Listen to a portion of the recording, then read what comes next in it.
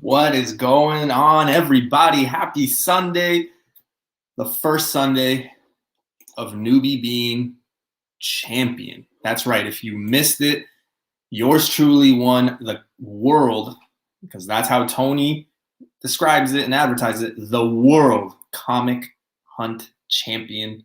What is going on? One time, I'm going to be putting that on my Instagram everywhere. Like, I think I might get that on a t-shirt, like on the back. I'll put it, as one of the things, like the highlights of my comic career. If you guys missed it, go check it out. Hyper was on it. I was on it. A lot of fun happened. A lot of big books, a lot of good books, rather. So, yeah. But like I said, happy Sunday to everybody. I know there's a lot of things going on, so I appreciate you guys joining in. I got two of my guys here. Mr. Key Issues has an early day, so in spirit. Yeah, if you're new to the channel, you know the deal. New comic book day, comic news, Spec. Tuesday, we got a great show. Team Nerd Herd will be crashing the party and joining us here on Tuesday as we talk about the hottest comics in March. So tune in for that as well. That's all I got for now. So let's bring in the guys, the man, the myth, the legend, Mr. Face. What's going on, man? Ooh, look at the size of this motherfucker's head. We're going to have to deflate that today, aren't we? What's going on, bro? My challenger. What's going on, Cap? Cap, he's probably, he's not a fan of Newbie. I took he down. Paid off somebody. But what's going on? Face, happy Sunday, man. Yeah, man. Happy Sunday. What's going on? Lots to talk about. New comic book day. A lot of news. Sure. Winter Soldier. The Marvel stuff, Diamond stuff. Some DC news, casting news, things like that. So yeah, there's a lot to get through. All right, let's bring in our last guest. And if you guys are counting at home, yes, Mr. Blue Pill. He did show up. Hey, hold up. But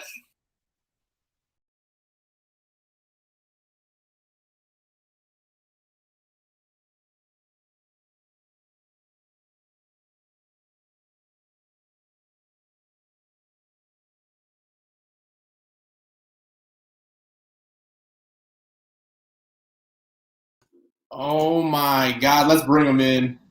Dude, without the audio, it looks so ridiculous. It just looks like I'm just miming in my room. Yeah, we definitely need audio on those clips. There's no context. There was It's audio. almost painful. I look like a douche just wearing sunglasses indoors, and I'm just like full of myself. There was audio on that. What do you mean? I didn't hear anything. I just heard. There was no audio, bro. There was no audio. hey, hold up. But you know what? Unfortunately, the belts has to come with me. So Now it's got audio. Now it's got audio. So there's your television champion, people. The ultimate opportunist just struck, people. You've seen it here live on the hunt, people. He came in, he did what he cashed in. You can't win. Newbie, congratulations, bro. Man, job, bro. you are the hunt world heavyweight champion for the first time. Yeah. That's better when it had the audio on there. Yeah. You can talk on it. Whew. Yeah. So If only we you could have have done it. that properly the first go around. Yeah, sorry guys. Sorry. yeah. So double champs. Fucking big head And- got in the way of the controls. Double champs. That's right. So who knows where that leads us. I had a lot of fun, Hyper. I don't know about you. I had a blast. Oh yeah, I did. Yeah. Tony's hilarious. Yeah. They surprised me with JD. Being there. Biggie. Big shout outs to Biggie, man. He Oh crap! battled. He's actually in the chat right now. Oh shoot. You should be ashamed, Hyper, beating me with those silly books. But seriously, Hey man, listen. If Biggie came out to play, especially with that last book, I kid you not, I almost crapped my pants when I saw that last book that he brought out. dude, Oh, Biggie yeah. battled. He went for like What was the 3 last book? titles. He did the Contender. He did the Against You for the TV, and then he did He did like 3, did he not? I thought he did. I think he did like 3. Yeah. Face, the last book he brought up was that Jimmy Olsen book which was the first cameo of Darkseid. Oh yeah. Yeah, technically that should have been a DQ, but the only thing is it was documented that he actually got that for like a couple of bucks. So he had that on video. So that's the reason that because normally that's considered like a big boy book, right? I'm gonna take a Yeah, video can't blame him of for just that. finding my giant size X-Men in a dollar bin and be like, it counts, man. It counts. Yeah, man. Listen, now I'm gonna have to start documenting everything that I find, like all my steals I find in my hunt, because there's been plenty, but I never actually have that on footage, so I can't use those. So do you get bonus points if you like legit whoop somebody's ass and just take the book? Oh yeah. Yeah. Well, I mean, document it, but just don't let the police see it. Oh, that kind. Well, I mean, that's a bit of a gray zone. I don't know how the rules apply to that. I think Hyper's seriously considering going out and whooping somebody's ass for a book right now. Well, I mean, I didn't pay. No, listen, I don't condone that kind of behavior, chat. So that's all face. I condone it, shit. well, we had fun. It was a great time. And listen, Newbie, I gotta say, my luck this weekend has been pretty good, because on Friday I won my TV title, and on yesterday during Spine Tick's 500 subscriber giveaway show, I won T. Ravis's mystery box. So shit. Yeah, congrats, man. So it's been a And- good week. Hyper's winning everything. and cherry on top, Uber messed up my order, Uber Eats, so I actually got a bit more of a refund than what I paid for. So there you go. So triple threat weekend. Gee, there you go. Hey, congrats. Well, before we get the show started, ladies and gentlemen, let's take a few seconds. Big B Comics, friend of the channel, 3 locations. I rep the one in Niagara. Go check them out on Facebook, Instagram, and make sure you check out the eBay store. Next up, one of my good buddies, Mr. Bleecker Street Comics, $10 a press, $5 a clean. He just cleaned a ASM 129. At the end of the show, I'm going to be showing off one book, and I will let you guys know right now, this man will be taking care of it. That's how much I trust this guy, so go check him out. He's also got a website, bleekerstreetcomics.com. He's got over 2,000, 3,000 comics, so go check it out. Shape State Creative, like I've always told you guys, if you guys need a logo, a video, an intro, whatever the case may be, message right there. Ask for Derek, tell him Newbie sent you, he'll hook you up. And Mutant Beaver Comics up here in Canada. Use Newbie10 code word, get 10% off. They ship anywhere. Nebula, Xandar, Antarctica, wherever. Wherever Stonehenge takes aliens, they ship there too. So keep that in mind. All right. So before we get started, let's say hello to the chat, and then we'll kick it off. New comic book day. Gold medals going out to Comics Talk Weekly. What's going on? Complimentary popcorn. Sparks with the silver medal. If you guys missed Sparks' show, 2 p.m. Eastern today, he did his SBC show. Check it on the rewind so you know what books to get. So then when you get to me weeks later, it's just going to be information, extra information. So go check out Sparks, guys. And our good friend Sam Rock, Mr. eBay. When we get to the spec stuff, he's got his eBay open. He's got his prices going. What's going on, man? Bleecker Street, what's happening? Congratulations to both the champs. That's right. Mr. Sith celebrating the 500 subscriber giveaway last Saturday. Gave out a bunch of prizes and things like that. Great show. If you got 7 hours, 8 hours to watch the rewind, I suggest you do. I'm proud of my uncle. Comic Dude, what's going on, man? How you doing? He finally got his giveaway that I was doing, the 1,500 giveaway. He finally got it. He was a happy Finally got his name right. Yeah, it was part of the deal. It was part of the deal. Flashpoint Comics, what's up? Andres, what's going on, man? Captain, obviously, you know, he's feeling a type of way against me, but hey, it was all fun. I had a lot of fun. You know, Tori, you know, she's got a lot of great books, and she's fun as hell. She was, you know, kind of throwing some comments my way, but, you know, Newbie's got 5 sisters, so, you know, comments don't really mean much. But, yeah, I had a lot of fun. So big thank you to Tori for competing against me. Against Sith. Yeah, I already mentioned Sith. So, yeah, Free Key Louie. What's going on, man? Newbie and gang. Yes, sir. Yes, sir. Jeff from Chicago. Oh, checking in from Vegas now. Okay. Okay. Oh, shit. P. Keel, what is happening? He is in the house, and you guys already know Biggie Shaq is here. Punch, what's going on? All right. If I missed anybody, I apologize. Oh, Lasso. But we got a show to run. As you guys come in, I'll definitely shout you guys out. All right. You guys ready? New comic book day? Yep, let's do it. As ready as I can be.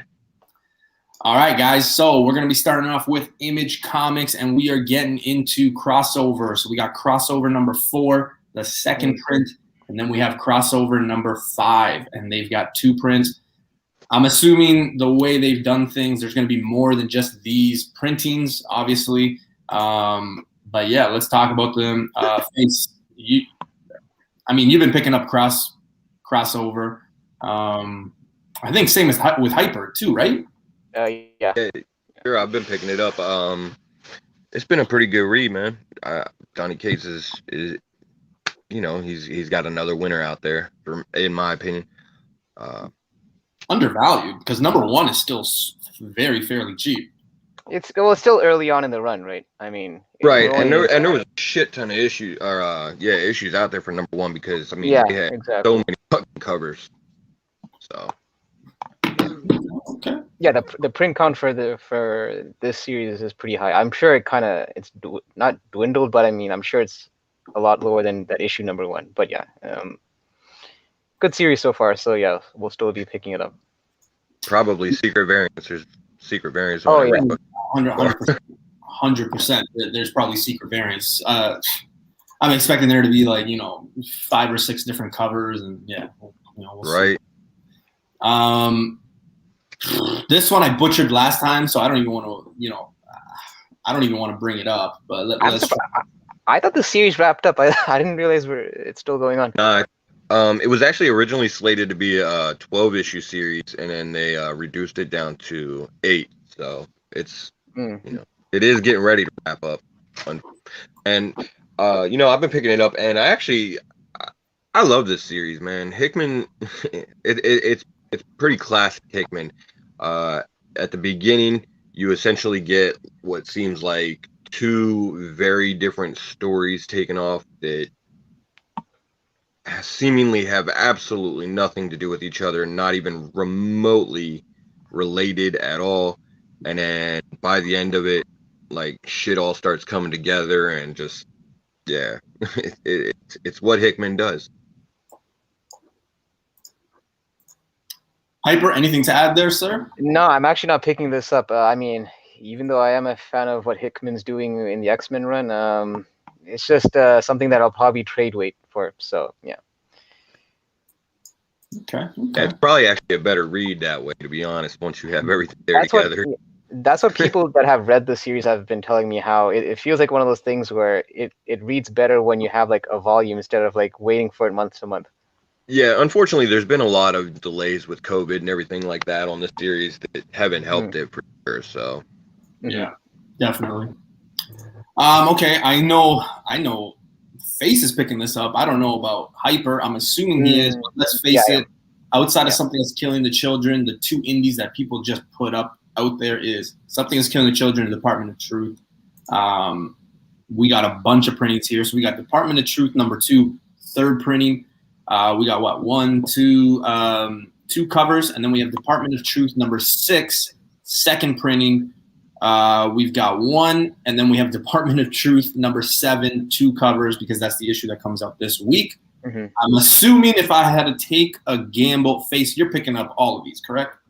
Bro, you are correct. Give me all of it. Give me everything. I'll take every bit that I can get of Department of Truth. It's probably safe to say that, moving forward with Department of Truth, pretty much every issue is going to have a reprint, correct? It just seems that way, or not reprint, but I mean 2nd and 3rd prints, things like that. It feels like that, yeah. Yeah, it does. It's like that for sure. I'm not going heavy on the reprints as much as just the first prints. I think the only reprints I would have got was for issue 1. But just because I'm trying to, go easy on the pull, I'm just going on the first prints. I mean, I know that some people are speculating that this could have that something is killing the children heat. I don't know yet, but I mean, right now it's just first prints for me. Well, the thing is, like, I think it'll have that something is killing the children heat as far as like the popularity of the series and everything, but I don't think it's going to have the same kind of heat as far as the value of the comics. You're talking vastly different print runs between these two. True. Yeah. And that's big. So I do think you'll be able to see some of the later printings of Department of Truth catching value down the road also, but I don't think they're going to blow up and be several $100 issues like Something is Killing Children Command. Yeah. And then we got cover B here for number 7. Interesting. Yeah, very very interesting. But hey, I don't know what to say about this one. So something that in the chat here, so Shade Craft will be talked about after launch, and I'm guessing people will be scrambling. Apparently, it has been optioned. So, people in this community collecting comics, we all love that word, optioned. I think we love that word more than a lot of other words, because as soon as that word option happens, people scramble, they go crazy to get a book. Mm-hmm. Shit, I hate that. I haven't really heard anything about this. This is the first I'm hearing about this. So, yeah, thanks, man. I had no clue. Yeah, there's definitely been some talk and some hype around Shadecraft. Looks like it could be a pretty interesting series for sure. Yeah. All right, we've got Noctera number 1, second printing. I enjoy. I'll probably pick this up just because I really enjoyed the first issue, and it's done by one of my favorite writers, Scott Snyder. So this will be a pickup for me. Yeah. Yeah, I'm gonna pick it up just because it's a dope cover. I like Noctera, good read. I'm gonna jump on it for the series. I think at least for now. Yeah. Sparks, I try, man. I try to watch everybody. Okay, so Newbie was fucking slacking. Did I miss any? Did you miss anything? Oh shoot! Did you just cut out faces because? Face. Oh my God! I didn't take him out. I don't know what happened there. I thought when he said, "Did you miss the smack talk?" You just got angry and you just. Oh no! I didn't know where Face went. Oh shoot! What's going on, Two Brothers Comics? If you guys don't know Two Brothers Comics, go check them out, man. Really solid dudes. I had a lot of fun. I'm pretty sure he's going to be taking in. He's going to cash in on his number 1 contender against me in 2 weeks. So, Face, what happened there? Yeah, we're having a little bit of storms, so I don't know. My connection dropped for a second. Okay. Oh shoot! Got, some echoing. What's that? You got some echo. Let me jump out and see if I can get rid of it. Yeah, no worries, man. So yeah, all right. Here's the book that the chat is talking about right here, Shadecraft number 1. I will say this. You know what this reminds me of? Like, just from the title itself, it almost has that, like, the saga look to it. You know what I mean? Like, just it's got that vibe to it. Like, when I saw the book, I'm like, it's got that saga vibe. I could see that. Well, yeah, like the female lead from Saga. Yeah, I could see that how you could have that interpretation. But yeah, clearly this is going to be, I guess, probably the indie pick of the week, I guess, just based on the whole option news surrounding it. So yeah. Listen, if you didn't have this already pre-ordered, you may want to inquire about this with your LCS and see if you can grab a copy before it hits their shelves this week. Yep. I will say this. As soon as Sparks put that comment about not watching this show, I messaged my guy, my shop, and I was like, hey, man, I need 2 copies of this. So I'm taking care of it. So, yeah. So this is probably, I will say, this is going to be hard to get in 9.8, though, because you got that white cover, that black. If this was a Marvel book, I may say so, but Image, I tend to find that they're pretty good generally with their cards, like their paper quality and their covers. So I have a bit more faith in these Image covers as opposed to Marvel when it comes to black or white. Mr. Dan, don't worry. You are never late, brother. You just missed us. We were talking about our championships that we won. You know, we had a few bloopers and things like that, so you did not miss anything. I hope you have a few Yankees on your team because, you know, Yankees are the best team in baseball. But, yeah, welcome, brother. Right. Renos, what's going on, man? Yeah, so I'm gonna be looking for this one. Now, would you guys recommend grabbing any other covers? I mean, please don't tell me grab cover C. I mean, I'm an A cover guy. Yeah, your safest bet, especially when it comes to option use and all that, is to always go with the A cover because that's usually the cover that. Although that B cover says Jock, so I'm gonna pick that motherfucker up too. Ryan, no. I appreciate that. It's a nice cover for sure, but in terms of like if you're buying a like if you had to choose just based on spec value, A is usually the cover. Yep. Yeah. Cover for sure. You know what, Dan? I actually want to apologize. I was shaking my head because I saw Mookie Betts, but I forgot that he plays on the Dodgers now, so it's okay. I wasn't a fan of him when he was on the Red Sox, obviously, but that's a story for another time. Did I miss Newbie's Dynamite? Not yet. Not yet. Not yet. Yeah, you know what? I'm not going to lie to you guys. You know, I'm pretty biased when it comes to those white and black covers. Definitely going to hop on that number 1 A cover for sure. Not to say that B cover is not anything special. It's just that, I mean, I think that one's a way better cover in my opinion. You get the character face up front. You get to see what she is. She's on the cover. You know, it's white. So, yeah. All right. Well, I mean, I was hoping that Keys would be here to talk about this, but we got Spawn 316. We've got 3 covers. Let's go to the cover A right here. And I will be honest, I don't know anything about Spawn outside of the fact that Keys loves it. So when it comes to like spec on Spawn or any news on Spawn, I'm not the greatest at this. So if you guys have anything to add or say about the book, feel free, because I got nothing for Spawn. Unfortunately, it's the same. Go ahead. No, I was gonna say I'm in the same boat as Newbie. Like I've actually been collecting the issues, but didn't get a chance to actually read them. So I'm kind of with Newbie on this one. I'm playing catch up with the series. Yeah. I got a little bit for you. So, this is gonna be the introduction, apparently, of the new team. I guess. She Spawn. A couple other ones listed right there in the solicitations. Yeah. Gunslinger, Medieval, and the Reaper. Yeah, it doesn't really seem like it's like any like first appearance of a character or anything like that. But I guess collectively as the team, whatever, the chain gang, I guess this is gonna be their coming out party or whatever the fuck.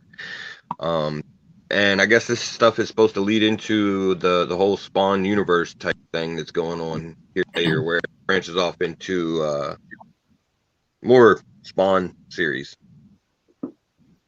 So I'm going to get into the cover B here, the McFarlane one. This one looks pretty dope. I like that one way better than the other one. So, and then what do we have for a cover C here? We've got, this one looks a little funky. Yeah. Bjorn. Baron. Yeah. Baron. And for sure there's going to be, I'm pretty sure a black and white sketch or so. All right, moving on to Two Moons #1. It's already got a second print. People that have read this said it's actually a good story. It's like a horror kind of story based in that timepiece, like that Civil War timepiece kind of. Or yes, almost like horror western type feel to it. Yeah, that's what I thought it was anyway.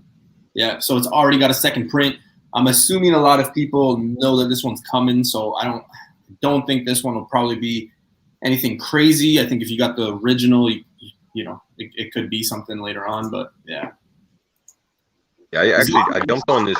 Jumped on the first issue of this because it sounded pretty interesting, but I actually have not read it yet.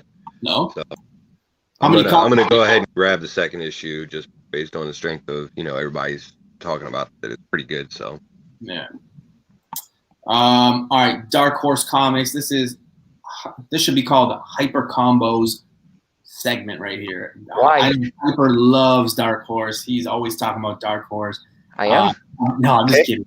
I know it's something that you're not like, but yeah, let's talk about it. I mean, there's only one, two, three books. So let's talk about it real quick. You know what? It's funny. It's funny that you mentioned that because half of those titles are video game properties. I think, like Dragon Age and Witcher, they're both video game. Pretty much all of them. Yeah. So you should be I'm all not over picking up from Dynamite or Dark Horse. Yeah. All right. So let's talk about it real quickly. We won't spend too much time, but we got Dragon Age Dark Fortress #1 short series. There's only 3 of them. Yeah, I'm not picking this up. But yeah, it's interesting. Yeah, I got nothing on Dark Horse. Sorry. All right, that's perfect. Because then we can move on to. I will say this: when I saw this one, or wait, no, sorry. There's The Witcher Fading Memories #4. It's the end of the run. That's it right there. I got to be honest with you. I stopped watching the show. You stopped or you started? I stopped. After like 2 episodes or something like that. I couldn't really get into it. Well, the show is based more on the books than the game, from what I understand. I still have to start that show myself. Yeah, I never could really get into it. It's like, So I like that cover though. That B cover looks nice. Yeah, that B cover is actually pretty good. Actually, you know what? I think I might be lying. I think I am picking up the Witcher miniseries, to be honest. again, This is a case when Face picks up too many things that he just doesn't know anymore. Yeah. Yeah, I forget what I got ordered. Comics Talk Weekly, you stole the words right out of my mouth. However, I will say, let's be real. The whole month, if you look back on the month, it wasn't really a crazy month overall. Like it just, you know, like I'm still saying January from like, you could probably put November, December, February, and March weren't really that good. If you remember, December was basically Amazing Spider-Man 55. January was super hot, and then it's been kind of light in the sense of books that have like really risen in price and people were really after and just, you know, paying crazy amounts of dollars. It's been a light month and a half, 2 months almost. So yeah, I'm hoping that changes. I mean, everybody's looking at April and May, so we'll see. Yeah. We'll see. This one I got to talk about just because of the fact that it reminds me of that Dark Knights, Dark Metal of medals, of Batman medals, 25 medals, Dark medals, whatever. But it just seems like dinosaurs on a cover. That's the first thing I thought of. Like, I didn't even know what this was. Like, I saw the cover. I'm like, is that a Batman? And then I had to remind myself I was on previews. But yeah, that's just where my mind went. It went to that Dark. Buddy Mel V's picked that one. Metal Legends 1 or whatever. That T-Rex, I think it's almost posing the same way as that 1 in 25. That's what I mean, right? So yeah, that's why I was like, wait a minute. So yeah. I don't know. I'm obviously not getting this. I'm not the biggest Dark Horse fan or young Hellboy. I'm not really a fan of that. So for me it's a pass, but yeah, I mean, it'll be a pass for me as well. Yeah, so nothing from Dark Horse for me this week. No. All right, let's go on to IDW. Face, you still got a little bit of echoing, just to give you a heads up. Oh. Yeah. Sure, what's up with that? Louis, what's going on, man? How you doing? Heavy on Dynamite. Is that any better? It's better, yeah. Yeah, it works better. BRB, gonna check out some Twitter. All right, man, no worries. It's good. It's light once in a while. It gives you the opportunity to catch up. You know what, Paul? Yeah, you hit it right on the head there. There's nothing wrong with that. Sure. I just try to always warn people, and it's spend your money whatever way you want. Like Face, it's nothing against Face. I love Face. He buys everything every week. It doesn't matter what week it is. He buys everything. Me, such a blanket statement. I told you, like, it's been like 3 weeks. I haven't been to a store in 3 weeks. Just because. It's like you basically made it sound like Face has no taste. He just basically buys everything and anything. I mean, he's not wrong though. I can't even argue it. I'm just talking facts, right? So, but yeah, I just always try to tell people, and Face, he's one of those guys that reads a lot and collects a lot. Like there are those people that collect everything. But, sometimes I do know people that, especially when they get into the hobby and things like that, the newer people, even if there's nothing that they want or nothing that YouTubers are talking about or their social media, they just grab whatever. And it's like, hey, why don't you look at what's coming up the next week or 2 weeks or a month? Always plan ahead, especially if it's a slow week. So that's what I always just try to preach and help people, right?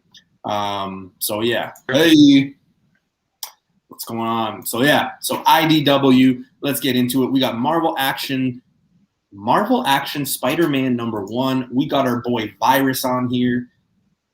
I feel like there's been like 14 Marvel Action Spider-Man #1 now. I was just gonna say the same thing. I feel like this series seems to have been rebooted like already like 3 times already. I felt like I've seen it like multiple times as #1 Spider-Man Marvel Action. I'm not picking it up, but I don't know. It was just odd. We've seen this before. It's crazy, Face, because before you said it, I was gonna say the same thing. Yeah, I did say the same thing, and I think we said it at the same time. So yeah. If Sith is in here, Hyper, I'm sad to say that could be a clip. Which part? Because we both said it at the same time, and we're like, well, I was going to say the same thing. Oh, okay. Yeah, so. I didn't sound like Chris Tucker or anything. No. We got Newbie did. We got Sea of Sorrows, 4 out of 5, which means it's coming to an end. If you're a math major, you know that that's 80% done here. I will say that I really like the cover of this book. It's a nice cover, yeah. Yeah, it is a nice cover. I really like the book in general, man. It's been a good read. Yeah, I gotta say, like, most of the covers have been very solid though. Like they've all been really. But again, that's me coming from a biased standpoint because I like those white, I like those black covers. So I don't mind this. I'm very biased when it comes to this. Ain't nothing wrong with that. No. All right. Favorite cream's Twinkie, bro. Hyper, you probably. You already know. You already know. But we got Teenage Mutant Ninja Turtles: The Last Ronin, #2, second print. We are at the 40% mark. If you are a numbers guy, I like to show off that I know math. But I will say this.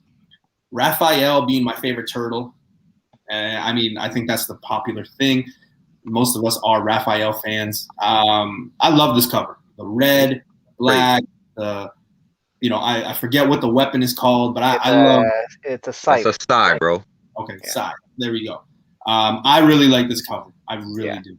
And listen, despite the $8.99, I am getting multiple copies of this. I've pretty much been getting multiple copies of every print of Last Ronin. I think the only thing I only got one copy of was that director's edition, because that was like a $11.99 book. I mean, I had to draw the line somewhere. So big shout outs to Rock, who just joined us, and the Mad Respect. What's going on, guys? Yeah. How many prints? This is actually funny because I was talking to somebody today, and they were like, "Man, how many prints do you think come out?" So it's just funny that I was already saying, how many prints until #3 comes out of Last Ronin. So okay, they can get people to pay for. So here's the thing: #1 is already on its 3rd print, and I don't know. Maybe would you count the director's edition, director's cut, as the 4th print? I would. They're their own separate thing, I guess. So they don't actually get counted into. Okay, so if we don't, okay then.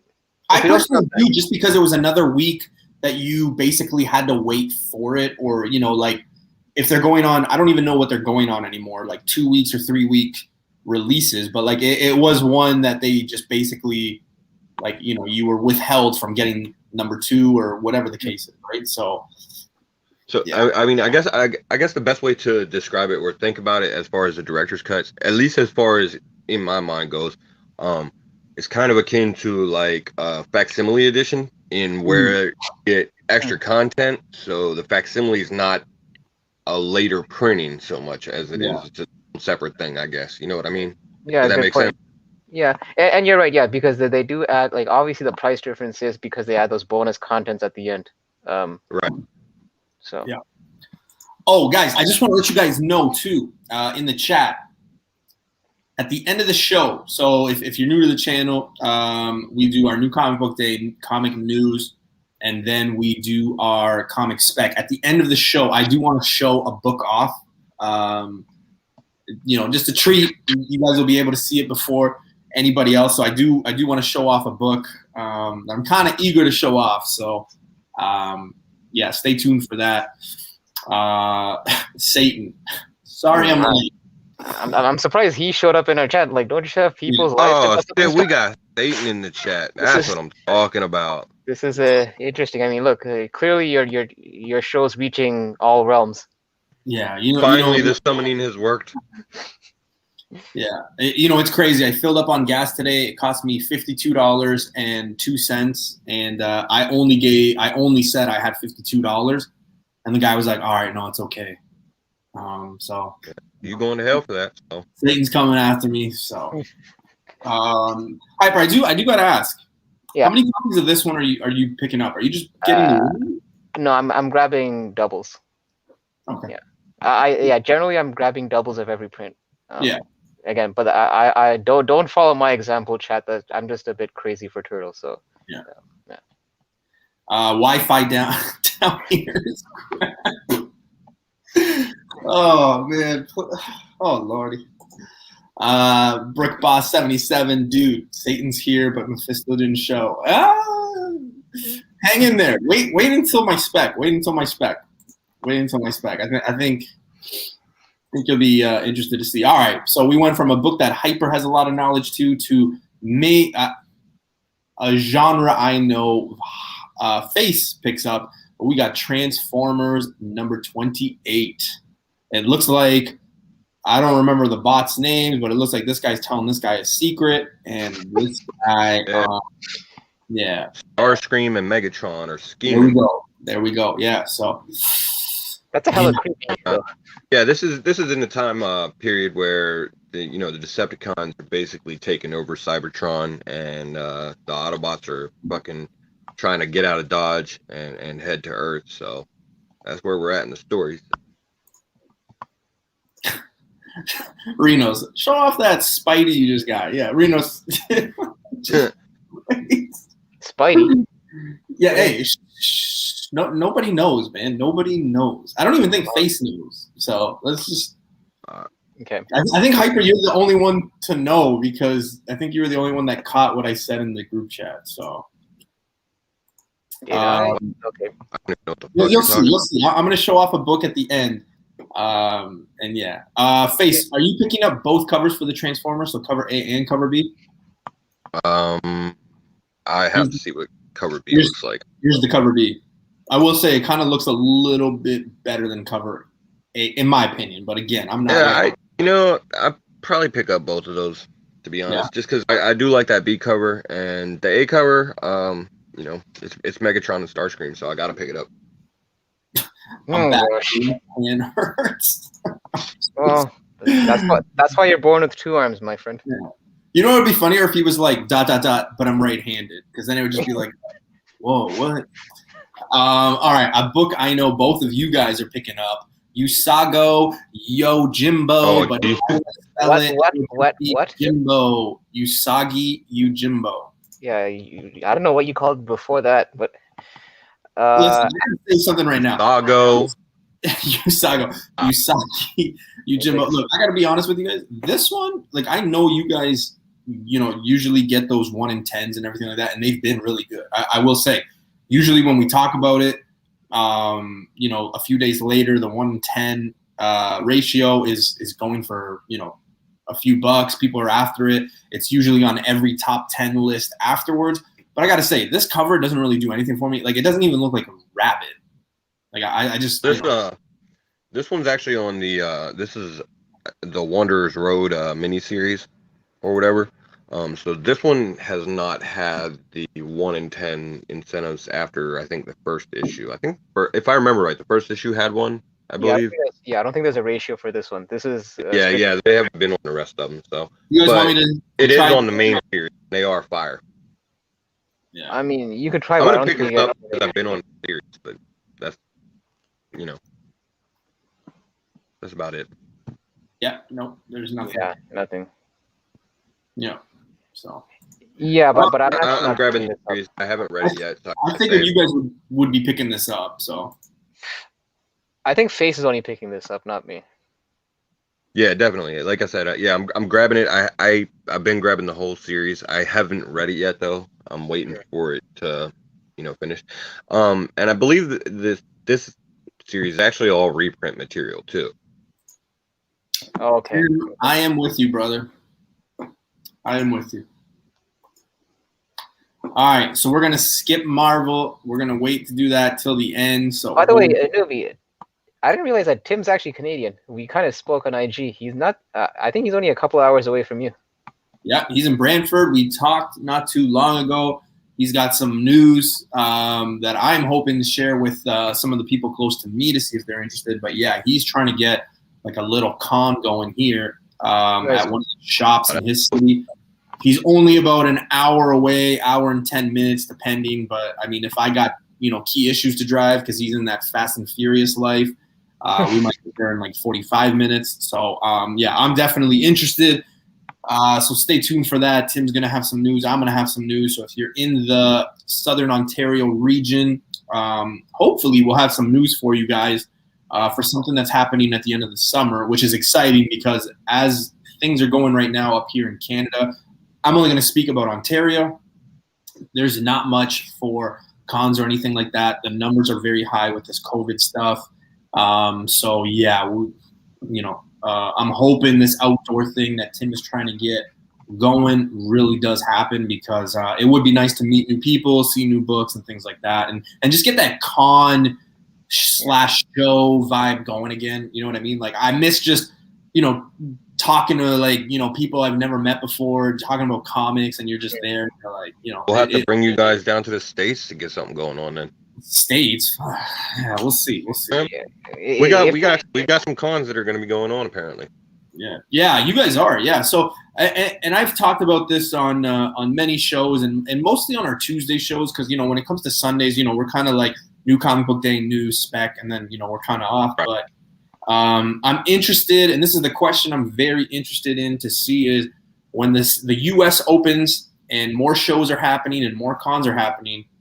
Let's face it, once cons and shows start opening up, Canada, U.S., and just, in the U.S. in general, what's that going to do to prices? Like, I feel like, everybody who's thinking about a crash or a bubble or a correction or this or that, like, that's going to happen when shows and cons start opening up because then you're not going to be limited to, say, your shop and just eBay, right? So I'm interested to see what the market looks like, what the shops look like, things like that, so...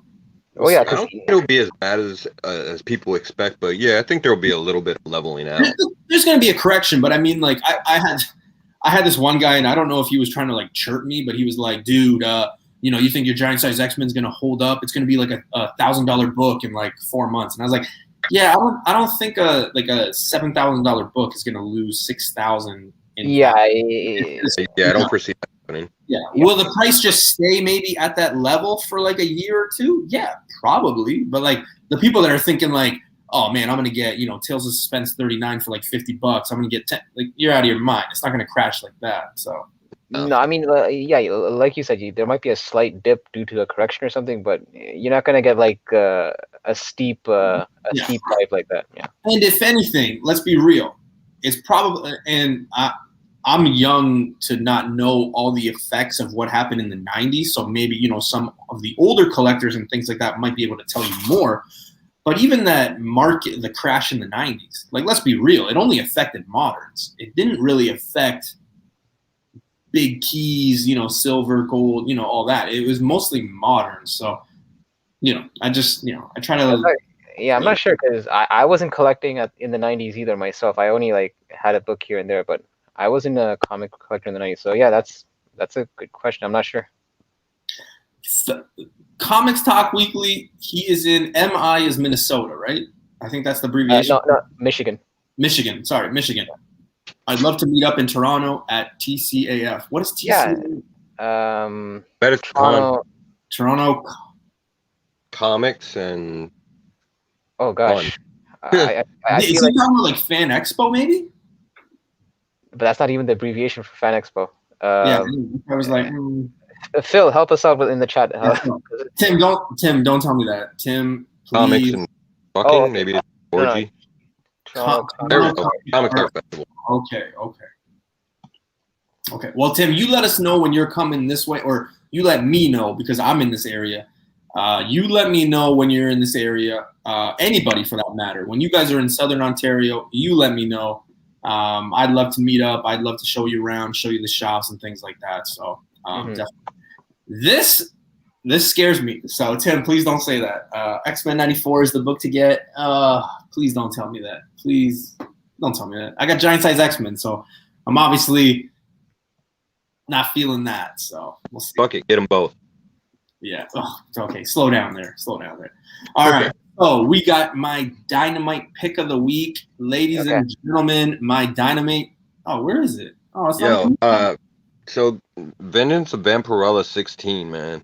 Right there, that white cover. I don't know. This is it does say it's a Ben Oliver limited or whatever. I'm not sure if there's like an FOC version or something like that of it. But yeah, man, that cover's pretty fire. I like that shit. Yeah. Jody, you are absolutely right. The new investors will also help things. The new people coming into comics.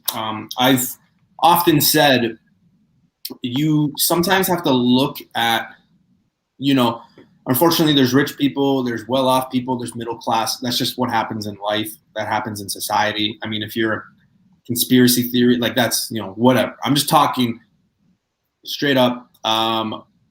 You also have to look, because I've talked about this, at the new people, new collectors, new investors, the investor of the day, like all those people are coming into our community. I know friends of mine that are like, oh man, you know what? Like, you're doing so good. Maybe I'll just get into a comic. Here's the thing. This is the first thing they ask me. Anybody, whether it's a friend or just, hey man, what comic can I get right now that will make me money? And I tell them like flat out, I say, Giant Size X-Men, Hulk 181, Ultimate Fallout 4. What's the other one? There's one more. Want them to jump some ASM 129 also is kind of ASM 129. Yeah. I said like 3 or 4, right? And I say, those are the ones to get. And then they look at the prices and they're like, man, are you out of your mind? Do you think I'm gonna? Well, I shouldn't say that.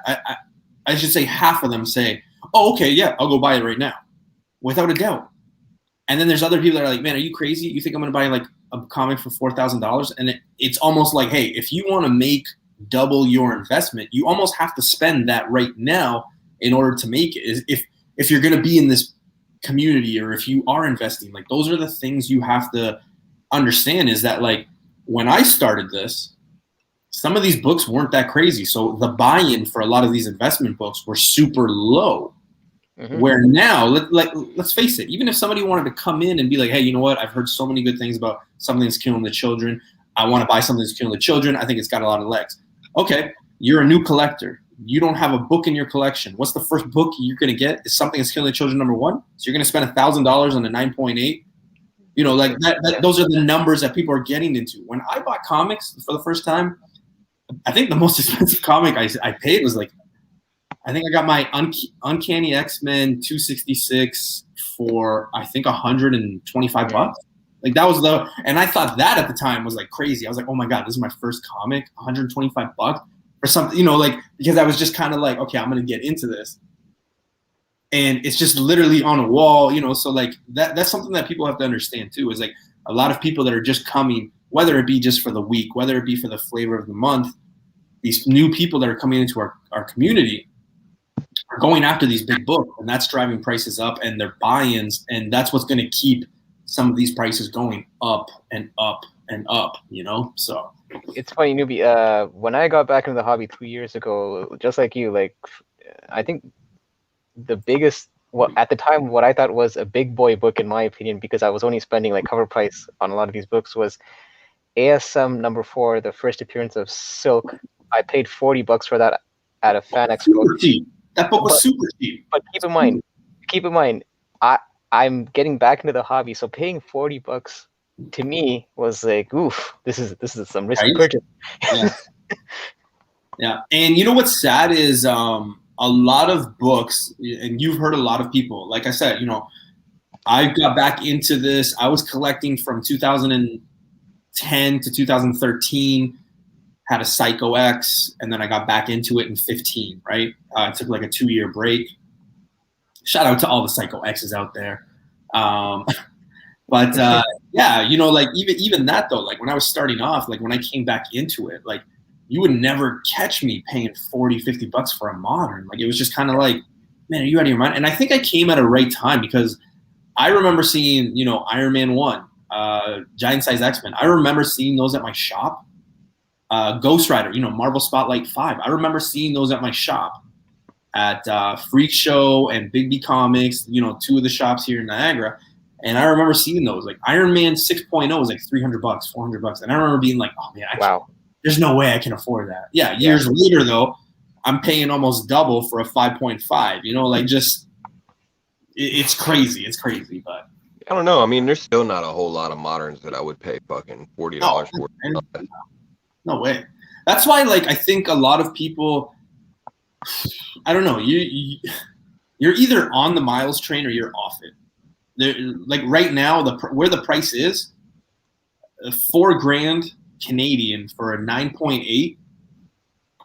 I mean, like you guys always hear me say this, like compare what $4,000 can get you to that book, and that's a modern book, right? And I get it. Miles is popular. Miles is maybe the future in real live action. But let's look at everything that's happening right now. Excuse me. Fantastic Four, X-Men, all this stuff. It's not like Miles is coming like next year, right? It's not like Miles is coming in 2 years. Like Miles, if anything, will be teased, but he probably won't make an appearance in like 10 years. Like let's be real. I mean, in fairness, he does kind of have his own thing going on with the Into the Spider-Verse. I know it's animated, but the shit's still dope, and people are watching it. So, yeah, it's true. The Miles book, the Ultimate Fallout 4 book, will probably at this point, if it keeps up going or even stays stagnant at $4,000, like I don't think I'll be a player at $4,000 for that book. I really don't. But it'll probably be one of those books that I fall victim to. Oh, I'll get it later. You know, like we all have that book that's like, you know what, we'll get it later. Yeah. You know, and it mostly happens to like older. Like I'm 33. I'd say it happens to like the 40-year-olds or maybe the people just a little, you know, like I'll get it later. You know. But it might be a case where, like you said, because it's $4,000 for a 9.8, it might be one of those books, even though it's a modern book and people tend to want to go for a 9.8, it could be a book that people might have to settle for a 9.4 or 9.6 if they want to budget for it, you know. Dude, I passed up a 9.6 for $600, and that was like, I think it was like a week before it blew up, and I was like, nah, man. And the guy was like, dude, give me $680, and I was like, $680? When I see these prices, I'm getting flashbacks of all the times I passed over a Miles book at my shop. In just this past summer, I think my shop had a raw copy for $300. Shit, I mean, I feel pretty good. I paid like $5 for it, whatever the fucking cover price was. Yeah, I mean, my copy, I think I paid $60 at Montreal Comic Con 2 years ago, I think, or a year ago. So at least I got one copy. So Tim is saying, you know, Ultimate Fallout second prints, but here's the thing: even those second prints are just getting out of hand. Like it's crazy to me. Like I remember, and I told you guys, and I actually, even if you go back to the earlier shows that we did back in July, if you're searching, I said, and Key Issues was there with me, our shops had like 10 copies each of each second print. Mm-hmm. I don't understand how that works because there's 2 second prints. Really, it should just be a second and third print, but whatever. Yeah, no, because they came out the same. I think they came out the same. Yeah, I mean, it's just like it's like a standard variant cover. It'd be like a B on a second print. Yeah, but like they had 10 copies of each, and they were selling them for like $40. And me and Keys were like, "Nah, man, no." And now you look at it, and it's just like, man, it's crazy. So I think, me personally, I think that's going to be a book that's like, when I tell my children about it. Or when all these people are collecting their like, you know, $30,000 checks from this book as they think they're going to get or whatever, you know, I'll be like, you know what? I had so many opportunities to get it. But again, guys, let's face it. There's so many books out there. Like you guys know the 2 books that I just got in the last 2 weeks. And like, I'm already talking about the next book. There's always a next book. And that's just what happens. Right. So I would hope so. Yeah, yeah. All right. So before we go on, I just want to Get an ass cover. I just want to, get that cover. I want to thank the chat, 44, 47 strong. Thank you so much for tuning in and, listening to us. So, now we're at the Dynamite Newbie Dynamite pick of the week. And, guys, there's not much. So I'm going with this one right here. You're a fan of those cosplay covers? No, but there's just no good booty ones. So Oh gosh. this is let's look at the ones that are here, man. There's no good. Artistically, I probably would have went for the second the Purio one that you just passed. Yeah. So so what ends up Poor Hyper always getting the boot. I know. It's like having a show with Mussolini over here. Yeah. Easy. I guess at least he didn't call you Hitler. Let's get into Boom before we get into Marvel. All right, so we got Firefly. Face, you're pretty high on Firefly, right? I am. Been reading. Actually, it's like I'm not sure if that brand new verse. I haven't read it yet. I don't know if that's going to be a new series or if it's just like a one shot or a mini series. But they've got like two little things going on right now. This issue is being solicited as having, some first appearances and stuff like that. And man, when you go in and you look at the covers and everything, it's got Wash on. If you know anything about Firefly, it's got Wash on one of the covers who is dead. So that's kind of interesting. Well, we got 3 covers here. I know Hyper does not pick up on Firefly, so No. I don't know if Hyper's got anything. Yeah, so we got nothing to add here, brother. So that second cover is the one I was talking about with Wash being on it. Yeah. And there's a Virgin cover as well. Yeah. Okay. Yeah, I just know that you're very high on the issue, or in the run rather. So I figure get the information from the man, the myth, the legend himself. All right, this one I think both of you are picking up, but we have Power Rangers UNLTD Hair to Darkness Unlimited. Unlimited. Yeah. Initially, I wasn't gonna pick this up, but the fact that there's a second printing of this already passed FOC even before the first issue came out makes me wonder if I should. I mean, generally, when you get a second print, already solicited before the first issue drops, it kind of makes you take notice. Well, I mean, the thing is, if you're into Power Rangers at all, this is going to be the origin story of Astronema, I think it is, and she's a fan favorite villain. So a lot of Power Rangers fans are probably picking this up. I'm picking it up myself. I think I'm actually picking up a couple different covers of it, but so I mean, as far as the second printing, I don't know what the print run on this would have been or anything like that, so I'm not sure. They've been doing a lot of fucking second printings, to be honest. Doesn't this have a higher price point though? What's the price on this one, Newbie? Actually, I'm not sure. Oh yeah. Ouch. Yeah, I'm not going to be paying $10 Canadian for Power Rangers. I just won't. I think that actually was one of the reasons why I was a bit hesitant to pull the trigger on this one. Yeah. I mean $10 is a high price point. I mean, I know it's going to be a thicker book, obviously. I mean, it's not going to be regular, but it's just that I'll tell you what, if you happen to go to your store and they fuck up and you see that Frizzen on the shelf, pick that bitch up for $8 because you'll make your money back. Frizzen is what, the incentive? Yeah, I believe so. Okay. I think it's 1 in 25 or 1 in 50. Okay. 1 in 50.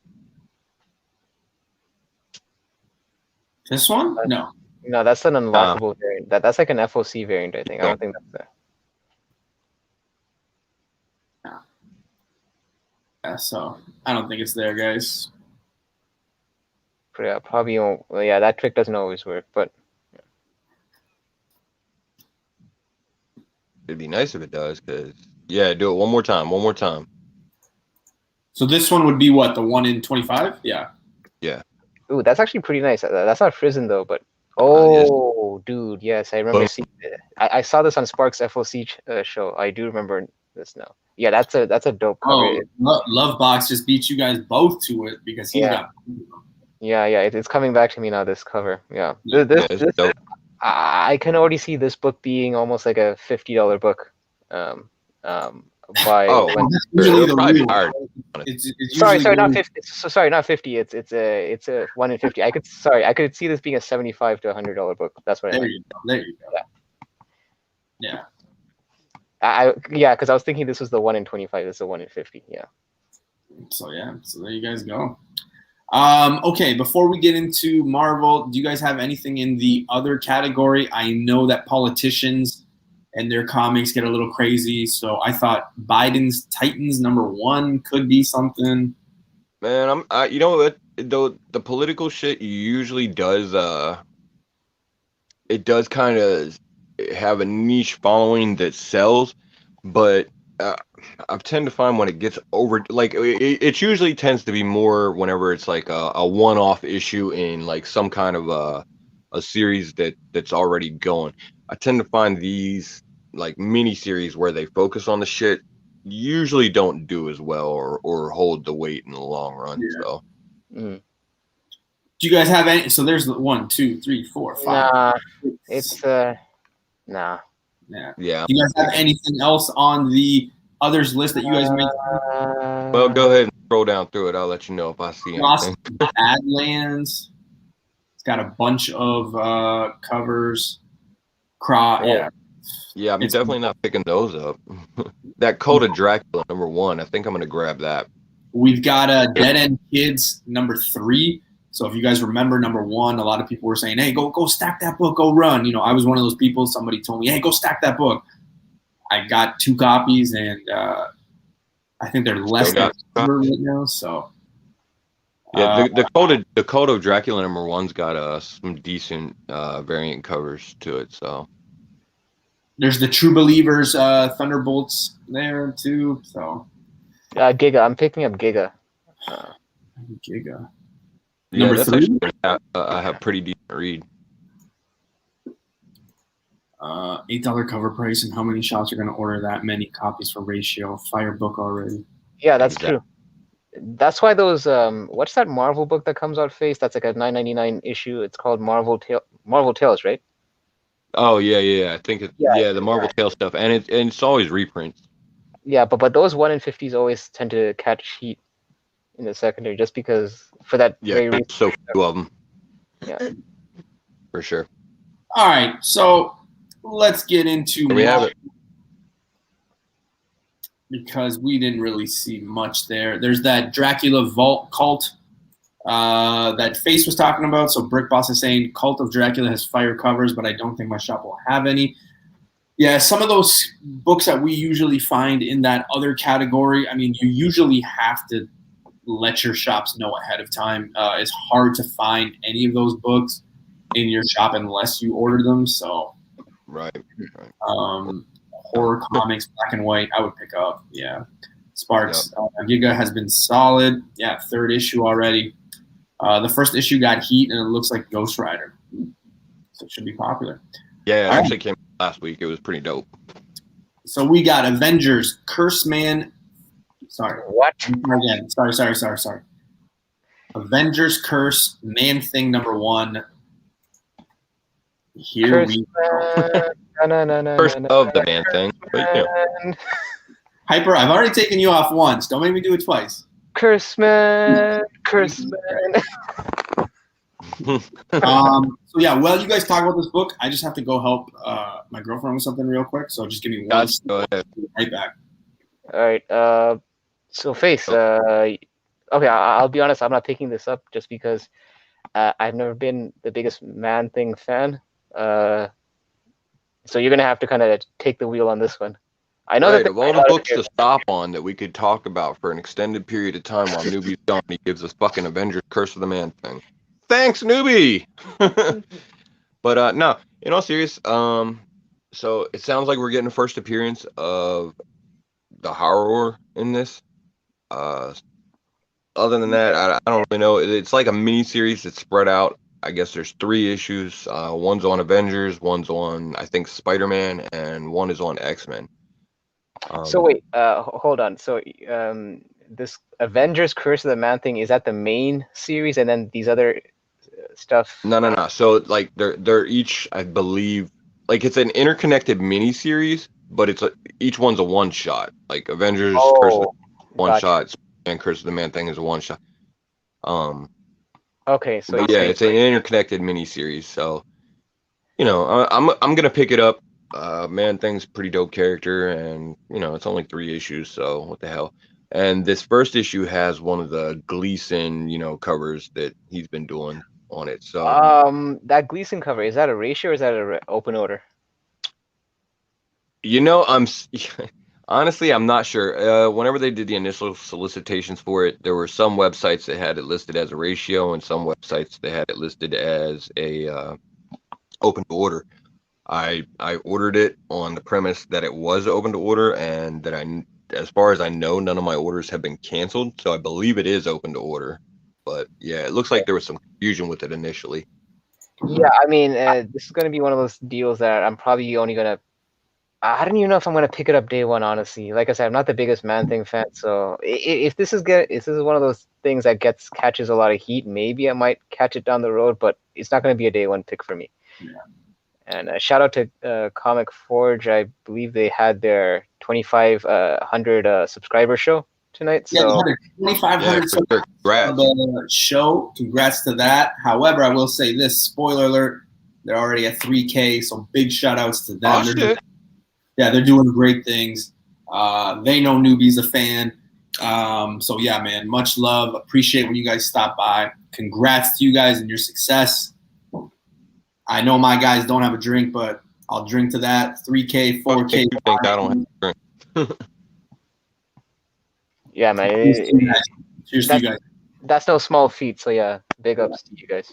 Yeah. And you know what? They are great for the community. And they're just solid guys. They're real. They're natural. Yeah, I respect those guys and what they do. Fun as hell to watch too. Yeah, I respect those guys. It's fun. I hate it because like most of the time when I watch their show, it's like in the background because I'm at work. So I'm like, no, I'll go in the But yeah, I respect these guys. And if you guys don't know Pressable Defects, now you do. So you got no excuse not to sub up to them. So go sub up to them, all right? Yeah, absolutely. All right. Let's move on here. So we got a lot of Curse Man thing number 1. I didn't see that hat. I didn't see the dash hyper. So give me a second.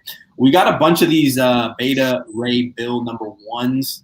Are you guys picking any of them up? I mean, obviously, if you guys are big fans of the character, yes. But anything specific or anything significant? I mean, look, I'm a Beta Ray Bill fan, but I'm not really a fan of these. Don't you disrespect Beta Ray Bill Hyper? Don't do it. No. I was gonna say, this is a big fan of them, man. So here's the thing: I'm a fan of the character. I'm just not a fan of these little mini series that Marvel just shoots out here and there. I will be picking up at least. I think I'm picking up the Conley variant cover because I do like that. It has like almost like that Dragon Ball Z kind of anime kind of manga style to it. So the Conley cover is probably what I'm picking up. I might pick up the Quell Stormbreakers as well, but at least the Conley cover I'm picking up. You know what's crazy? And this isn't comic related, but my manager, his name is Alan Moore. So anytime someone like brings up Alan Moore, I'm always like, what? Like I always get a little like weird because I'm like, oh shit, it's my boss, and then I have to remember like, oh shit, we're talking comics, but like it's always one of those things that I'm like, oh shit, because like that's my boss's name. So right. Yeah. Ask your boss if you did the Watchmen or something. Yeah. Right? So, you got any of those covers that could? He'd be like, what? Why do you hate DC so much? Maybe you're staying overtime. I'm like, come on, man. But yeah, as far as Beta Ray Bill, I mean, he's fucking awesome. So you should definitely pick up the miniseries just on the strength of the character. And I will say that we've talked about the knock headshot variant covers that have been coming out for the last, I don't know, fucking month or two or whatever. And every time I'm like, man, they're just bad. You know, like I don't really like them or whatever. My personal opinion, so I'm sure there's people out there like them, but the one for fucking Beta Ray Bill is straight fire this week. So. Reno knows because Reno. So those of you guys that don't know, I work 2 full-time jobs, sometimes 3, but Renos works at one of my jobs too. And yeah, he knows my boss, so yeah, he knows exactly what I'm talking about. Yeah. But Face, I do like the knock cover, but in terms of the close-up headshot, I actually prefer the Stegman cover better. Oh yeah, I mean, don't get me wrong. The Stegman cover is fire too, like for sure. But I have to give credit where it's due, and the knock headshot cover this week is awesome. Yeah. Moving on to some, you guys know what this is, Jen Bartel. These covers, I will say this, I really like this cover. I really do. Fire cover. I might pick 2 copies of. I don't know yet. I haven't decided yet, but I do. This is a hot cover. This kind of makes me regret not getting all the other ones because, again, when we talk about that set stuff later on, when this run is done or whatever this is done, it's going to be really dope to have all the covers together. Last week we had Surrey. We had what's the other one? Shuri. We had Hellcat. We had She-Hulk. She-Hulk. Yeah. So. Yeah, this one, I really like this one. Don't come out. Or is that this week? No, that's this week. That's this week. But you know, Newbie, you did have some motherfuckers that were in your ear saying, hey, you should grab these. Yeah, I did. Sometimes sometimes I don't listen, and that happens, you know. You know what these covers also would be good for? Like, you know, like sometimes people put like magazines on their coffee tables or something. This would be like a cool little coffee table book, like, you know, because it has like, you know, obviously they're going for like that whole Vogue magazine kind of look to it. Yeah, for sure. And to answer Rock's question, I prefer the Stegman cover myself. That's my favorite. Or for the beta. Yeah, for the beta rate. Tim's got a question here. When are these covers finished? He has at least 6 now. So if he's going after the ones that come out this week, I think he'll have 8 or 9. I think there was a total of 8 of them. Okay, so I could be wrong. If he's got 6 and 2 of them come out this week, that's 8 already. Well, the thing is, it's supposed to all the covers are supposed to, I think, wrap up by the end of the month. So technically, I think this should be the last. Yeah, this should be the last week because we do have a couple of Women's History Month covers on this week's comic book day, like right there, Ghost Rider. Yeah. So then there's 3 this week because I didn't see this one. So we got King in Black, Ghost Rider #1. This is one of my favorites. This one's not. This is probably my least favorite. I was just gonna say this is one of my favorites. Oh wow. Yeah, it's only a waste of money if you don't like it. So. Yeah. They haven't done an X-Woman yet. That's actually true. There's an Emma Frost cover. I don't know if Emma Frost, yeah. Tim is saying I'm not sure, but I've gotten more than I thought I would. That's usually what happens, though, right? Okay, Face, where are you on this one? You picking this one up? Yeah, man, I'm collecting the set. You know, I just want to have the whole set whenever it gets done. Big fan of Bartel, and I think she did awesome on all those covers. So for sure, I'm grabbing it.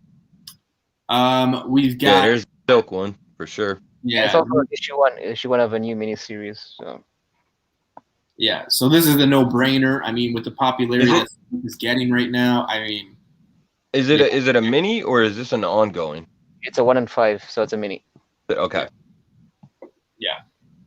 So I think it's a consensus. Like this is basically, you know, I'm picking this up. So yeah, I'm gonna check it out. And I mean, just like the America Chavez miniseries, there might be a first appearance in this mini also. So you never know. Yeah, it's true. They are trying to establish, you know, these newer characters and give them some supporting characters, some villains to play with, and everything like that. So, yeah, I would prefer them to just, you know, if they're gonna do it, just run an ongoing. But whatever.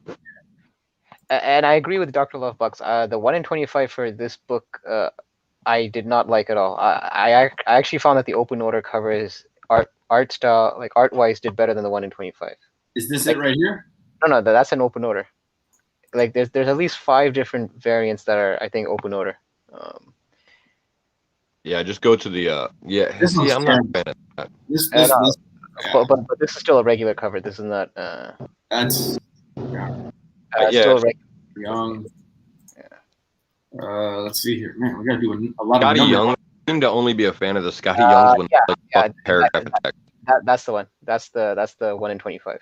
Yeah, this doesn't really do anything. I wouldn't pay $25 for it, and it's not a diss at the writers. Artists, just that the original, the cover A. I think that's way nicer than this one. Yeah, I like the A cover. Yeah. So, all right. Yeah. Well, I'm assuming a lot of people will be picking it up. I'm assuming a lot of people, if you're on the sets, if you're on Silk, you're probably also picking this up too here. But again, one of those Vogue ones. I think this finishes it off then. I think this is the last one that we will see. Because there's only 8. No. Oh. There's still one more at the very end. Holy crap. I will say, I don't really like this one. I don't know if it's just the colors that they went for. But it's not, I don't know. It just doesn't, like that black cat one. Yeah, the black cat one really pops for me. I don't know. I kind of found that the yellow actually makes it a bit more vibrant. Because like when you have like darker colors, it kind of mutes everything. Where I find that the yellow kind of makes the other image kind of pop out a bit. Yeah, I think this one's actually going to be kind of hard to find in a high grade too. That yellow just seems like it'll be a pain. I can't imagine that yellow being very. And this is printed by Marvel. Marvel is the publisher, and we know. I mean, I've vented about the quality, right? So. Yeah. Yeah, so Andres is saying, that he likes that Silk one. Yeah, so I think those are you can't go wrong with picking up both of those Silk covers for sure. Once she hits, I mean, she's probably going to have the same popularity. She's going to go through all that stuff where anything on her on the cover, any cool covers of her is just going to spike in price. So, but my favorite one is Newbie. The Ji Young Lee. That's probably my favorite one. Go back up there. We did miss that issue. The King in Black, Return of the Valkyries there. Valkyries, okay. Any cover in particular? Obviously it's the conclusion of the King in Black tie-in miniseries, but I guess it's going to be a direct lead-in to the new Valkyries. I think it's an ongoing series. I don't know if it's ongoing or mini, but you're right. This is a tie-in to that new series coming up. Yeah. Yeah, I can't remember if it's a mini or an ongoing, but yeah, they got another series coming out regardless. So, figured we should mention that. Might be relevant. No, absolutely. Who knows what's going on in that issue, but there might be something that happens there. Absolutely. Renos is asking. I don't know if you guys caught that, but he's saying, is there a group cover too for those Vogue ones or no? That would actually be kind of dope if they did that. But I don't think there's anything been announced yet. No. Okay. So the thing is, I know when Alex Ross did the timeless variants. Yeah. He did do a group cover that was a 1 per store variant. Yes, so I don't know. Yeah. I don't know if maybe they might do a similar thing with these covers. Who knows? Yeah. All right. Star Wars, something that just keeps staying fuego, fire. I don't know how to say fire in French. If not, I would. So you're only getting English and Spanish there, but we got Star Wars High Republic #2, 3rd print. We've got Star Wars High Republic #3, 2nd print. So later printings of these books. Are you guys grabbing these? You guys just passing? Like what? It seems like the books I'm not gonna lie. The easy. Star Wars stuff, I've been passing on the later printings for the most part. Now I've been picking up like the later printings on #1, but other than that, yeah. There's just too many reprints out there of so many titles that just like Face, I think the only reprints that I've been consistently getting is the #1s. Yeah, and to be honest, the #1, the only reason I've been picking them up isn't because it's like #1 or anything like that. It's just because they've actually been decent covers. Yeah. Mhm. All right. Well, I just want to go into. Do you guys have anything to say about Union #4? It's kind of ending on its run. I've been reading it. It's been an okay miniseries. It's nothing groundbreaking. There's been some new characters introduced. I don't know what kind of staying power they have. But That's a nice cover, though. Yeah. Yeah, it is. Yeah. It really is.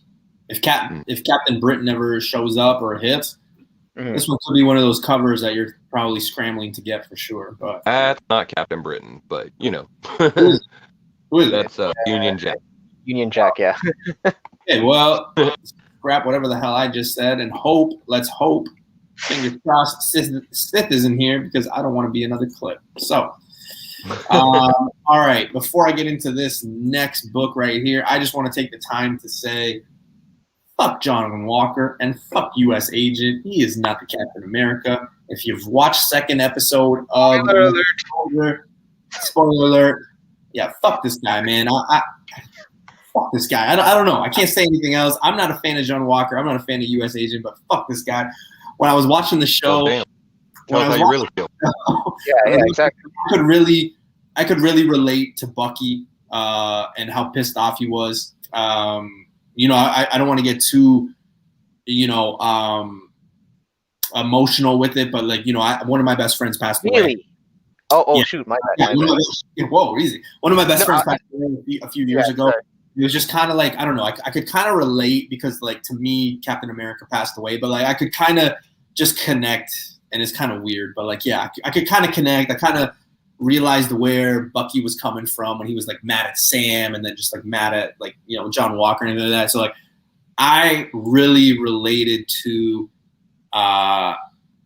I really related with Bucky, and he is one of my favorite characters. A lot of people don't really know that. I just don't like talking mainstream when mainstream shit is happening, because if you go ask anybody now, who's your favorite character? Oh, Falcon and Winter Soldier. Yeah, of course it is. But I could really relate to Bucky. But yeah, I just had to get that off my chest. I was watching it, I was like, man, fuck this guy. When he got him out of jail, I was like, man, fuck this guy. You could have let in with that, because now I feel because I kind of was like, oh, where did this come from? And then now I didn't have to say that. I don't know. No, but now it has a bit more context to it. So yeah, now I feel bad. So well, yeah, thanks. I mean, as far as all that goes, damn. First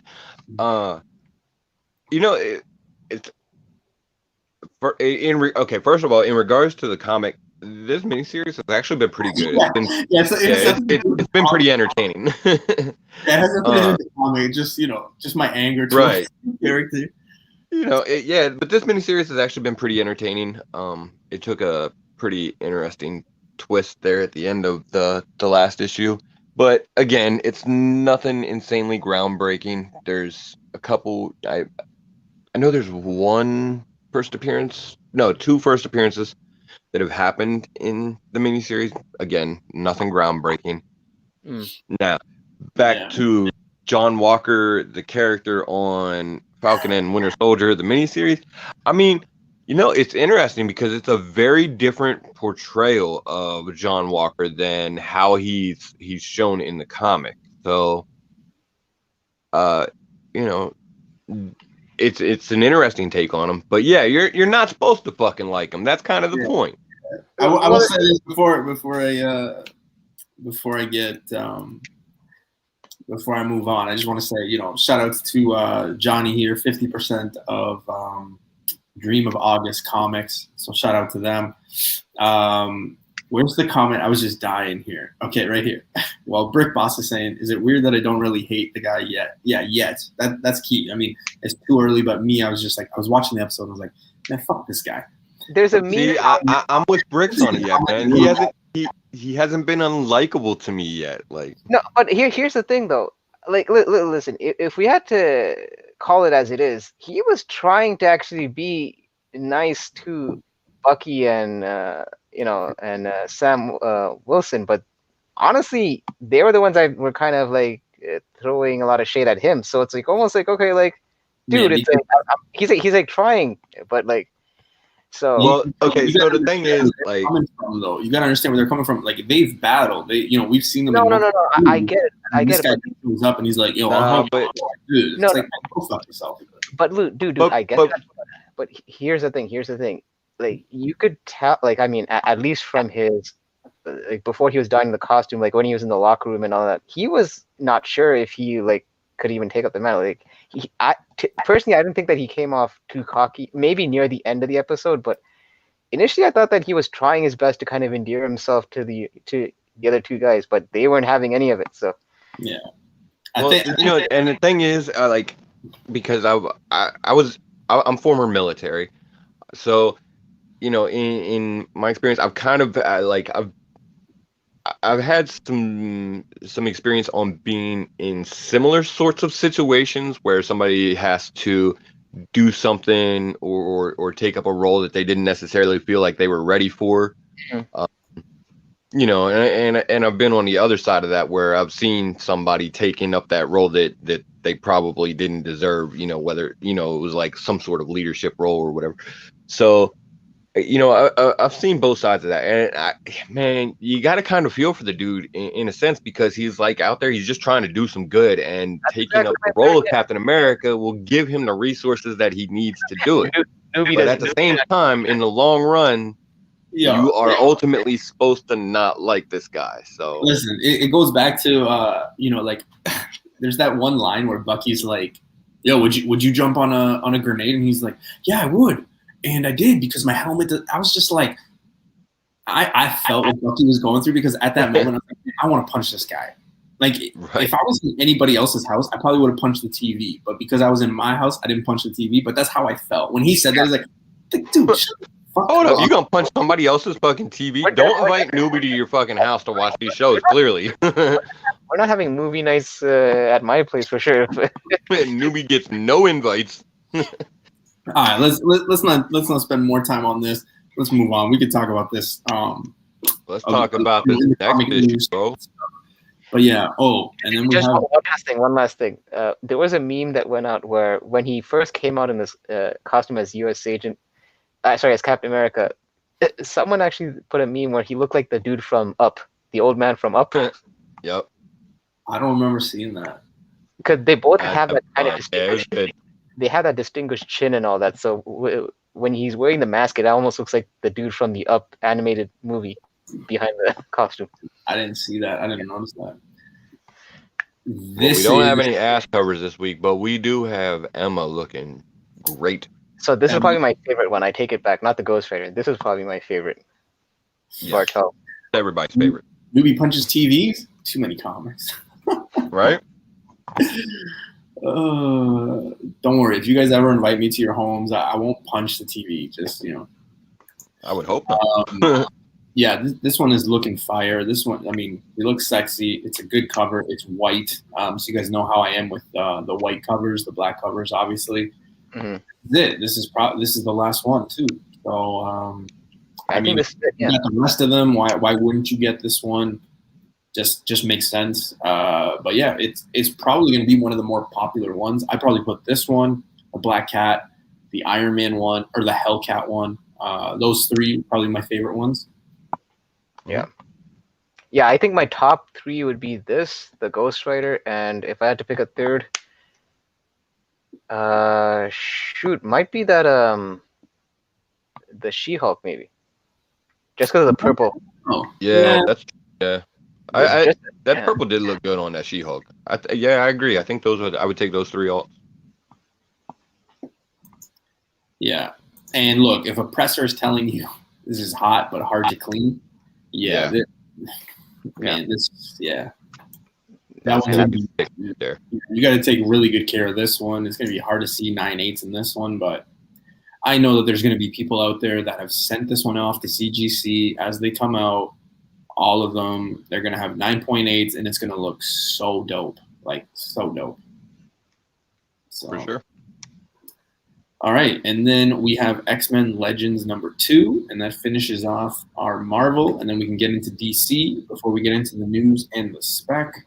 Anything to say about X-Men Legends 2 here, or? I mean, this is sorry, go ahead, please. Well, as far as what I got on it, I picked up the first issue. It was an alright read. I'm grabbing the second issue. I'm gonna stay on this for whatever it is, because I actually just like the action figure covers. So it can be completely shit, but I'll still grab them. Okay, I wasn't sure that you were a fan of those action figure covers or not. Yeah, I like. I like them. What Spider likes. My wife says, why'd you buy this? And I'm saying, white cover. You know how I feel about a white cover. Exactly, of course. I can relate to this so much. Yeah, but seriously, those covers, I know we're talking about X-Men, but any of those Bartel covers are easily slabbable. Not so much for Spec, but it just looks nice behind the frame. 100%. I don't agree with you. Don't agree with you at all. All right, so let's get into DC. You don't disagree with me, man. That's what I just said.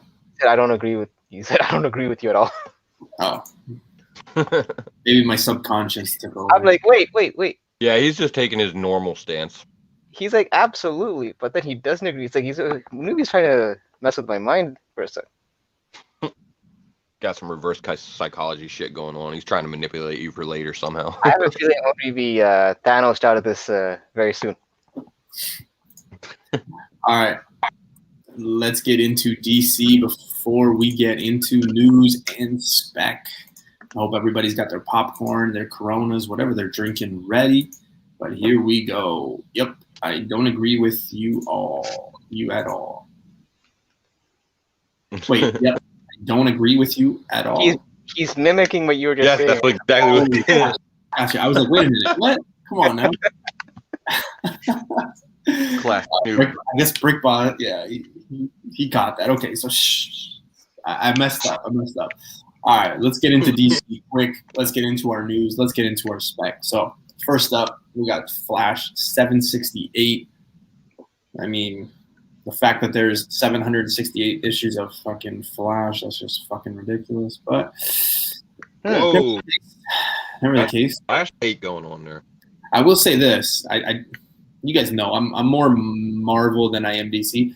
I don't own one Flash book. I've never owned a Flash book in my life.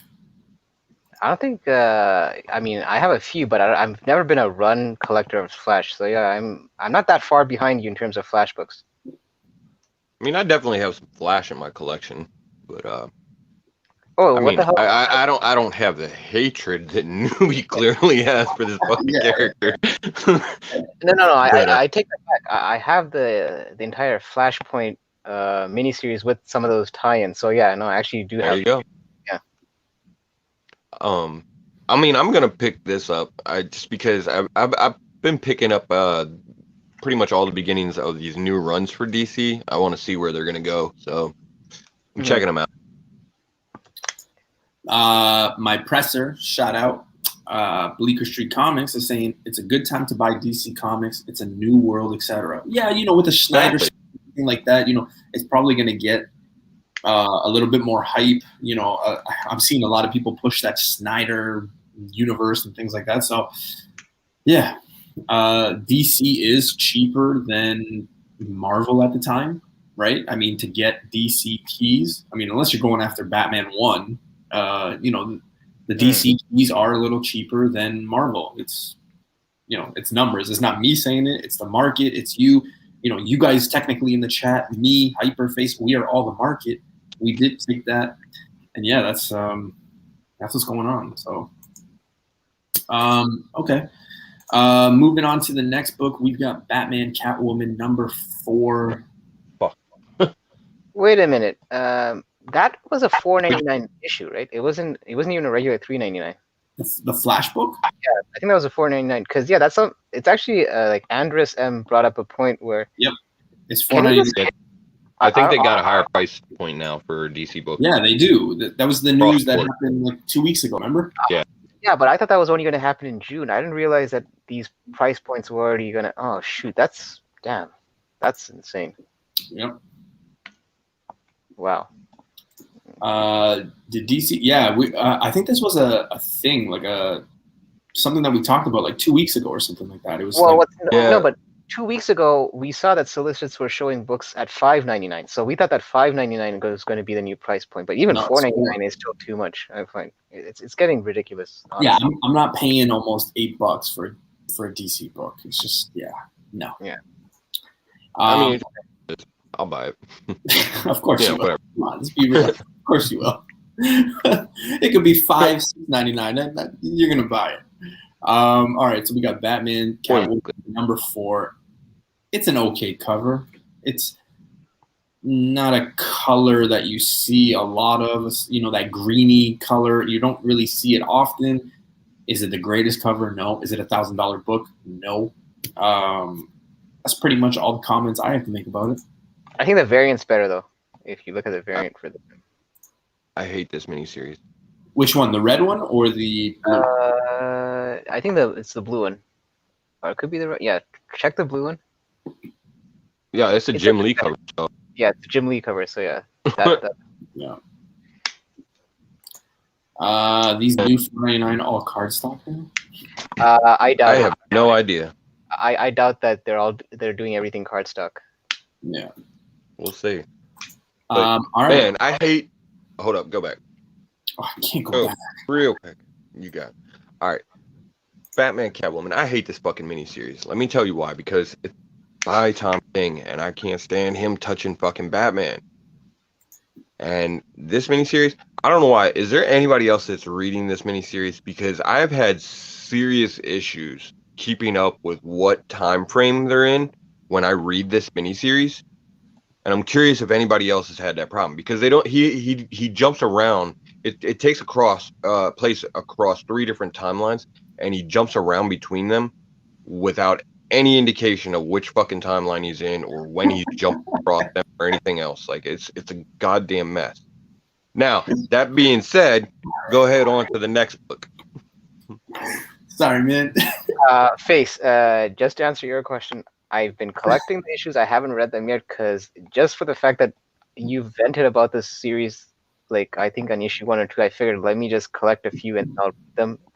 Because with Tom King, I find that his books read better in volumes than in a month-to-month basis. Actually, yeah, that's pretty much true. And like I said, when Newbie goes to the next book, here we go. Strange Adventures. Hold on. Before we move on, okay, if you can make me laugh, and I gotta go off the camera to laugh. Ryan is saying my favorite Newbie quote is it $1,000 book? No. Yeah, it's a. That's all the time. Oh, man. You definitely get a touch in your question. Ryan must watch my Spec stuff pretty closely then, because I usually say that. I'm like, is it $1,000 book? Probably not.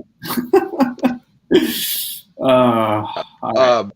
But yeah, back to the Tom King rant. That being said, Strange Adventures, I love this miniseries he's on.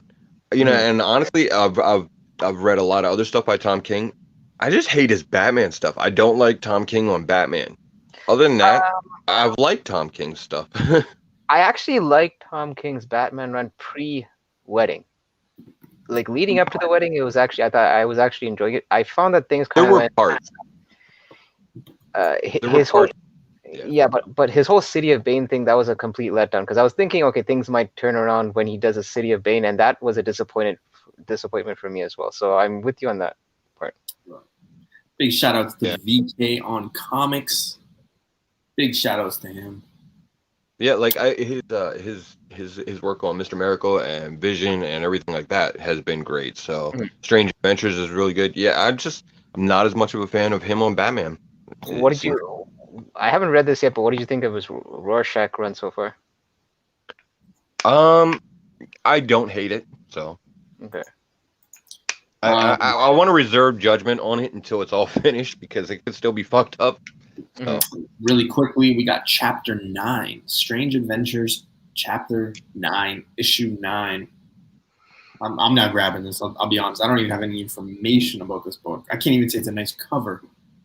For me, this is a pass. Yeah, I'm picking it up. I'm grabbing it, of course, because I'm on the series and it's been pretty good. So. Yeah, I'm picking this up, but I've learned with Tom King, I'm just going to wait until all 12 issues are done, and then I'm just going to read it as one set. Yeah, Lasso, there is no Wonder Woman this week. Oh, don't worry, Lasso. She's coming back heavy. Next book up, we got The Other History of the DC Universe #3. Can I already just say pass? Like, come on. Oh, bro, that's a dope cover. Look at that shit. That shit is fire. It is a nice cover, though. Okay, yeah, sure. I mean, I'm gonna grab it. Another one is, another one that I've been picking up the miniseries. A lot of it's focuses on characters that have to deal with a lot of racial tension, but it's still been a pretty good read. Yeah. And it is written by John Ridley, So Yeah, I mean, and that's the thing. He was, the focus was to write this miniseries about the characters and the racial issues that they would have had to deal with and overcome. So, it's very heavy into it, and it's a really good read. I mean, John really is a hell of a writer. So, final book on DC before we get into the news and spec. We've got Future State, Superman verse, Imperious, Lex number 3. Imperious.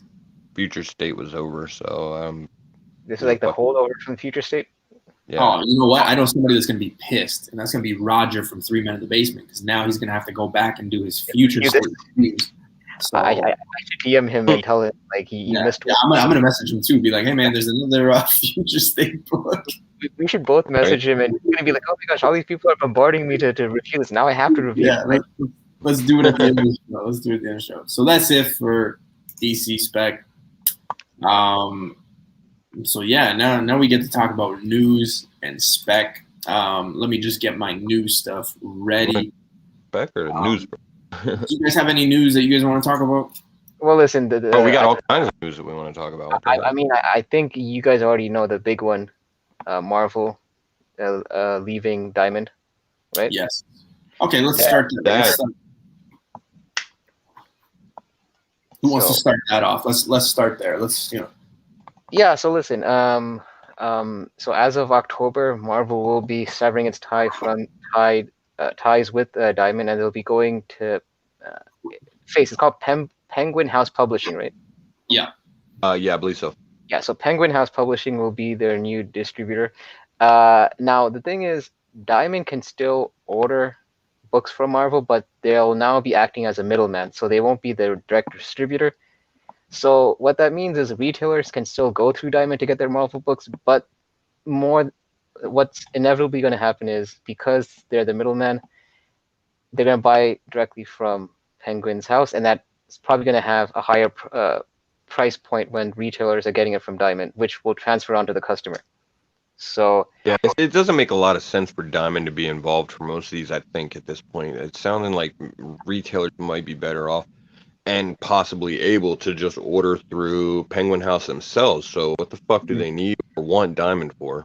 The reason I would think that retailers might want to stick with Diamond is because maybe some retailers have, because with retailers they usually go through an agent with Diamond, like they have a specific agent that they go through, and maybe they've formed a relationship with Diamond that they don't want to break, and they don't know how this new relationship would be with Penguin House. So you're gonna pay a premium because you don't want to break a relationship? Like, that's bad business, bro. No, but here's the thing though, you never know, like, because some retailers might feel it's a bit of a risky move to start, because with the whole lunar distribution, all that, some of the retailers had a bit of a rough go at the beginning when they had to do other DC orders through that distribution. So maybe that's kind of in the back of their mind when they're trying to figure out if they want to stick with Penguin. I mean, if they want to stick with Diamond or go with Penguin. So yeah, I mean, honestly, I think because whenever you order comics pre-FOC, if you have like a pull box with a lot of sites, you get pieces of that discount that they get. So the discount going through Penguin House seems like it's just going to be, it's going to be a bigger discount going through them than it will be to go through Diamond and have Diamond provide their middleman service. I just can't see retailers, even in the long run, even if they have good relationships with Diamond, continuing to pay the premium if they can get it cheaper, because it just doesn't make sense. They're going to have to cut those costs somewhere. There's not a whole lot of profit in being a fucking comic book store owner for the most part. No. At least with the new comic book day issues, and everything like that. So no. Listen, Face. From a business standpoint, I completely agree. You're better off cutting off the middleman and going directly to the actual distributor. I'm just giving like the only rational explanation why Diamond would still be in play. But yeah, I from a think business that's a ditch effort by Diamond to maintain their relevancy, to be like, oh yeah, you're still going to be able to order from us, and we'll get you those comics. But I think in the long run, you know, the retailers that haven't already seen through the fact that they are not going to need or probably want Diamond involved are going to see that eventually, and probably shelve Diamond too. So it's just that, like, look, and I mentioned this on several other people's shows in the chats. Like, I kind of think this, like, I know that people are a bit scared because, from what I understand, that Penguin's House, their quality control is not, like, in terms of shipping books, isn't that great. Again, this is what I'm hearing from other people. but neither is Diamond. I mean, But that's a and actually, there's been some people. I've heard both sides of that. I've heard that some people have said that Penguin is not so great, and actually, I've heard other people saying that Penguin is great. Like they bag and board shit and stuff like that. Now that seems like a stretch to me, but Yeah. you know. Well, here's my contention with Diamond for the longest time. I never understood why, when it comes to high ratio books like your 1 in 50 and your 1 in hundreds, or even your 1 in 1,000, 1 in 500s, they always pack those books with the regular stack of books. They don't even bother bagging and boarding at least those. Yeah. And those are the ones that your customers are paying a premium for. And yet those are shipped along with the regular stack of books. So it's almost like, at least you could have taken better initiative on those higher ratio books, even if you weren't going to bag, like, I don't expect it to bag and board the regular stacks, but at least those higher ratios, they should have at least taken care of those better. Well, you are lucky. Well, I don't disagree with you. You're absolutely right. There should be some kind of system where that they do something to provide more protection for those. Just because there does, end up being a secondary value to them. But at the same time, Diamond and them, they're looking at it like, even if it's an incentive or whatever, it's a $5 comic, so they don't give a shit. You know what I mean? Yeah. Yeah, but it's just those little things that, and because they were the only player in the game for the longest time, this is what happens when you kind of are the only guy running the show. You tend to get complacent. When there's no competition, right? You can just do whatever. So, and someone mentioned this also, like, who would have thought that after DC left, suddenly the cracks are forming and now Marvel's leaving? It's almost like this happened in the span of like less than 12 months. Yeah. And this was a relationship that both DC and Marvel held for, I forgot, I don't know how long they've been with Diamond, but it's been a long time. So, yeah. It'll be... Sorry, go ahead, Hyper. I was going to say, it's going to mess up now our new comic book day segment, because now we're going to have to probably go to 3 different spots. Yeah. I was just going to say the same thing. Switching gears, I mean, that's probably one of the bigger news outside of, say, casting, movies, news, things like that. Like, let's be real, that is big news. If you don't think that is big news, I don't know what to tell you. It will change comics a little bit. However, like Tim said, it'll change a lot, probably. I mean, it might not be completely apparent, to someone on the outside looking in, but I think it's going to have a big effect in the long run. But we got to remember, Wednesday is still going to be new comic book day. But things are changing, so just keep that in mind. Switching gears here, let's go DC. And news broke. We got 2 things very important coming out of the Black Adam stuff. So we've got, like I reported and like I posted, but we got Pierce Brosnan. He has been cast as Dr. Fate in Dwayne Johnson's Black Adam. So that's huge. I will say this: I haven't seen a lot of Spike in the book yet. It's a pretty good character. I mean, the actor is A-list. I mean, he's not A-list now. He's A-list like maybe 20, 15 years ago. But nevertheless, I mean, you got The Rock, Dwayne Johnson. You got Pierce Brosnan. This is going to be a big movie. I think DC is going to put a lot of things into this movie. Just think about the marketing. Think about the fact that, The Rock is literally the biggest actor. If you don't believe that, go check the numbers. He's the biggest actor, period. So that's going to bring a lot of noise, a lot of numbers, a lot of dollar bags to DC. So this is huge. They got Pierce Brosnan playing Dr. Fate. Do we know which Dr. Fate? Because there are like multiple Dr. Fates. Okay, so that's the thing I was going to say. And I was hoping Keys was with us because Keys, he's a Dr. Fate fan. He actually has some of those issues. And he was always telling me, he goes, it depends on what Dr. Fate is actually portrayed and what's happening. Well, Pierce Brosnan is going to be Kent Nelson, 100% sure. But let's go back to the part where Newbie said about The Rock being the biggest actor, because I mean, Robert Downey Jr.'s $50 million. That he says that's a little different. But I don't want to put your boy's shit out there. I just thought you would, come to RDJ. Forbes. That's all I'm going to say. That's my argument right there. Forbes. That's it. I don't have any argument. Like, if Forbes voted this guy, 3 years in a row, biggest actor, that's what I'm going with. That's crazy. Last week, Newbie was voting against, or not last week, last show, Newbie was voting against Iron Man comics, and now he's just shitting on Robert Downey Jr. It's like the relationship's over. Come to the dark side. Sticking with Black Adam. Let's stick with Black Adam. But it's been said already in the chat by Marvel, but yes. So Black Adam officially got its date. So we know the release date. So it is July 29th, 2022. We have an official date.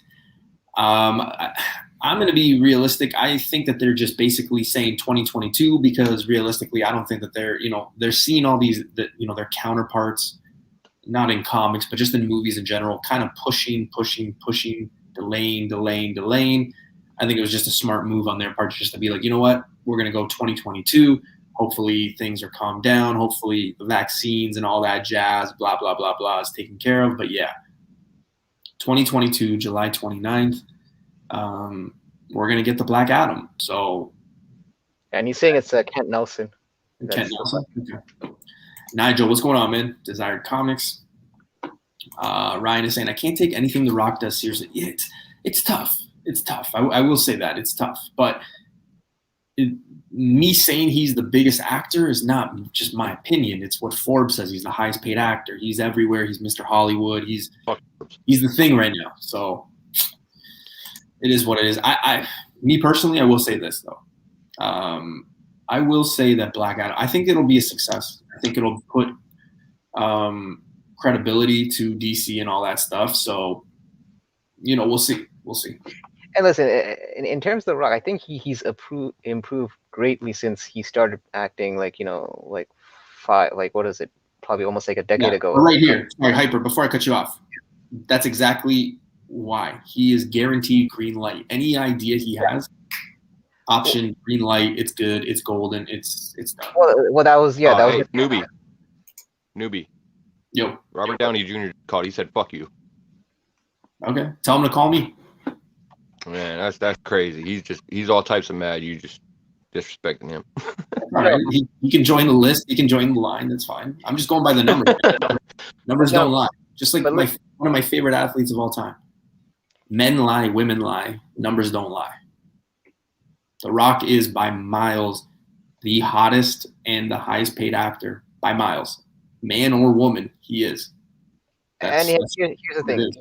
You know that when The Rock is on the marquee name on any title, that it will draw attention. And look, for the most part, when I've seen him on screen, he does have a charismatic personality that you do want to root for the guy when he's on, even if he's a villain. Yeah. So we'll see. Yeah. I'm not gonna call him that. It's gonna be Black Adam for me. I don't. I'm gonna be honest. I don't think I've ever once went to see a fucking movie because The Rock was in it. Well, you're missing out, my friend.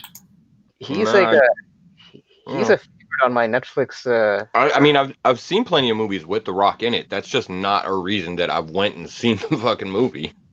But there's no denying that he does draw in box office. What's that? You said movie.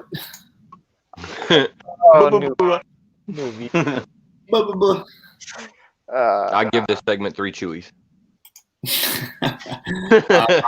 Rock is saying he's one of the nicest dudes on the planet. Yeah, he's super nice, man. I follow him on Instagram. He does a lot for the community, like just community in general, not comics, but like just his community. His you know, I see him taking like, you know, selfie videos and being like, oh, I've been on the set for like 18 hours. I'm going to go home. And, you know, what does he do? He fucking signs autographs in the rain and, you know, wind and heat, whatever. He stays like 3 hours extra. And, you know, he's a solid dude. The last two pieces of news I have is just a reminder. April 16th, Mortal Kombat officially comes out. There was a second trailer that dropped. And staying with trailers, we had Justice League. We had what's the other thing? Suicide Squad. Suicide Squad dropped.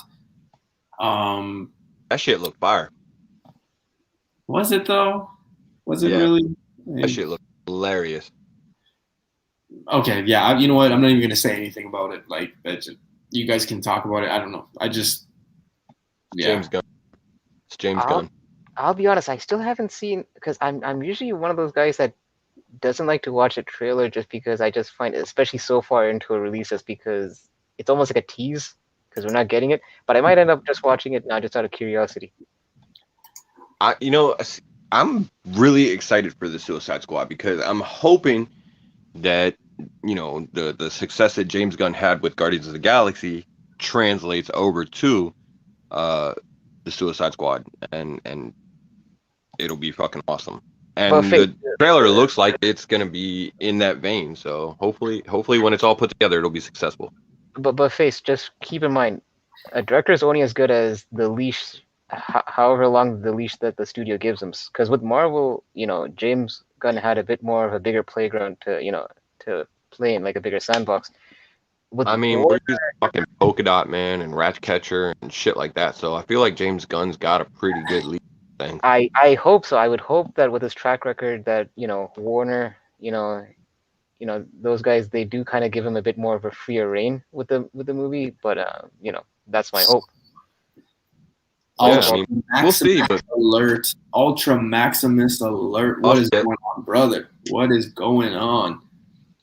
Guys, if you guys don't know, Ultra Maximus, Wednesdays on Tales of Flipside, he does the Wednesday Mayhem Mixer.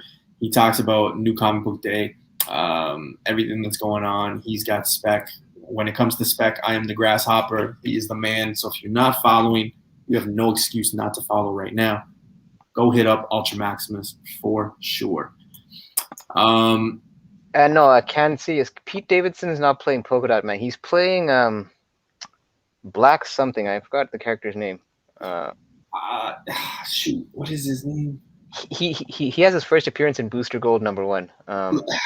Look, forget off the top of my head too. A lot of people are saying that it's going to be fire. It's going to be exciting. I will say this: it's going to be better than Blackguard. He's playing Blackguard. Miles. That's it. Right. By miles is going to be better, but like, man, some of the characters and some of the CGI or whatever, like, I'm just like first of all, John Cena as Peacemaker. I can't get over that. But the thing is, you got to keep in John Cena as Peacemaker. He's meant to be a corny, campy version. Exactly. So it's like you're not supposed to take that character too seriously. Look, I'm probably gonna lose viewers here on this next one, but like Shark King. Dude, it's voiced by Rocky. King Shark. Where are you going with this? Yeah. That's it. I think that's it. That's all I got to say. But I don't know, man. I think you might be off base. I'm hoping it's gonna be good.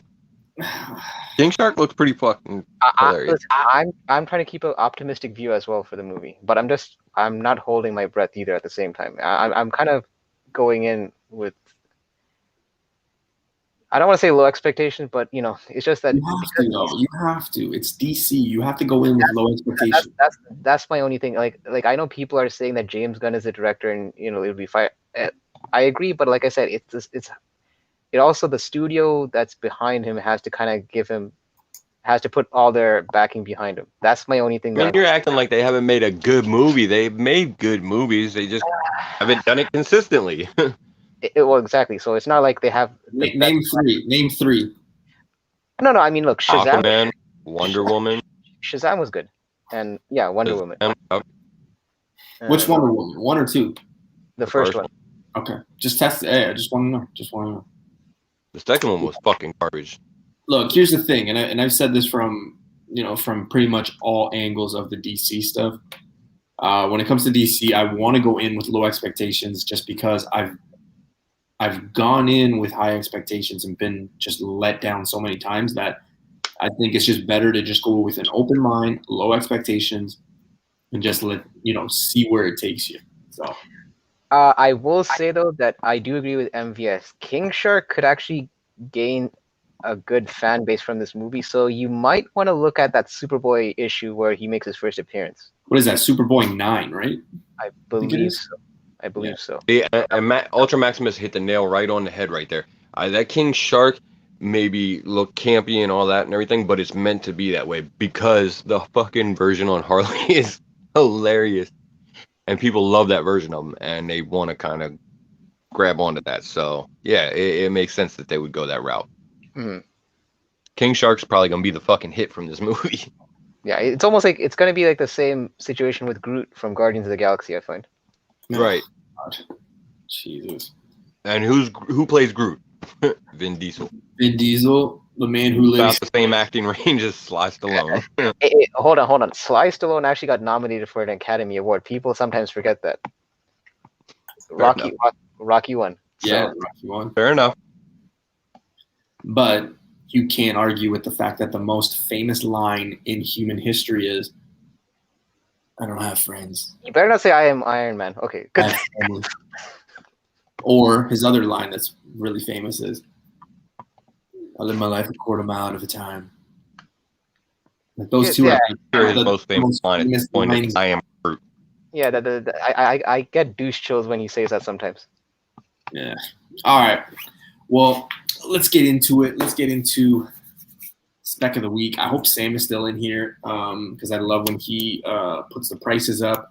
That might have changed since I put it up. There's a little interesting thing with the Spec this week. So we'll see what happens. There is a book there that, it's not necessarily Spec. It's just one of those books that I'm like, wait a minute, what's going on here? You can have any beer as long as it's right. It's got to be a Corona. Come on. I will say this, though, Ultra. I will say this. We ran out of Corona in my house, so I had to drink a Moose Head today. So, yeah. But that's another story. All right. So, Spec, here we go. And guys, at the end of this, I do have a book that I want to show off.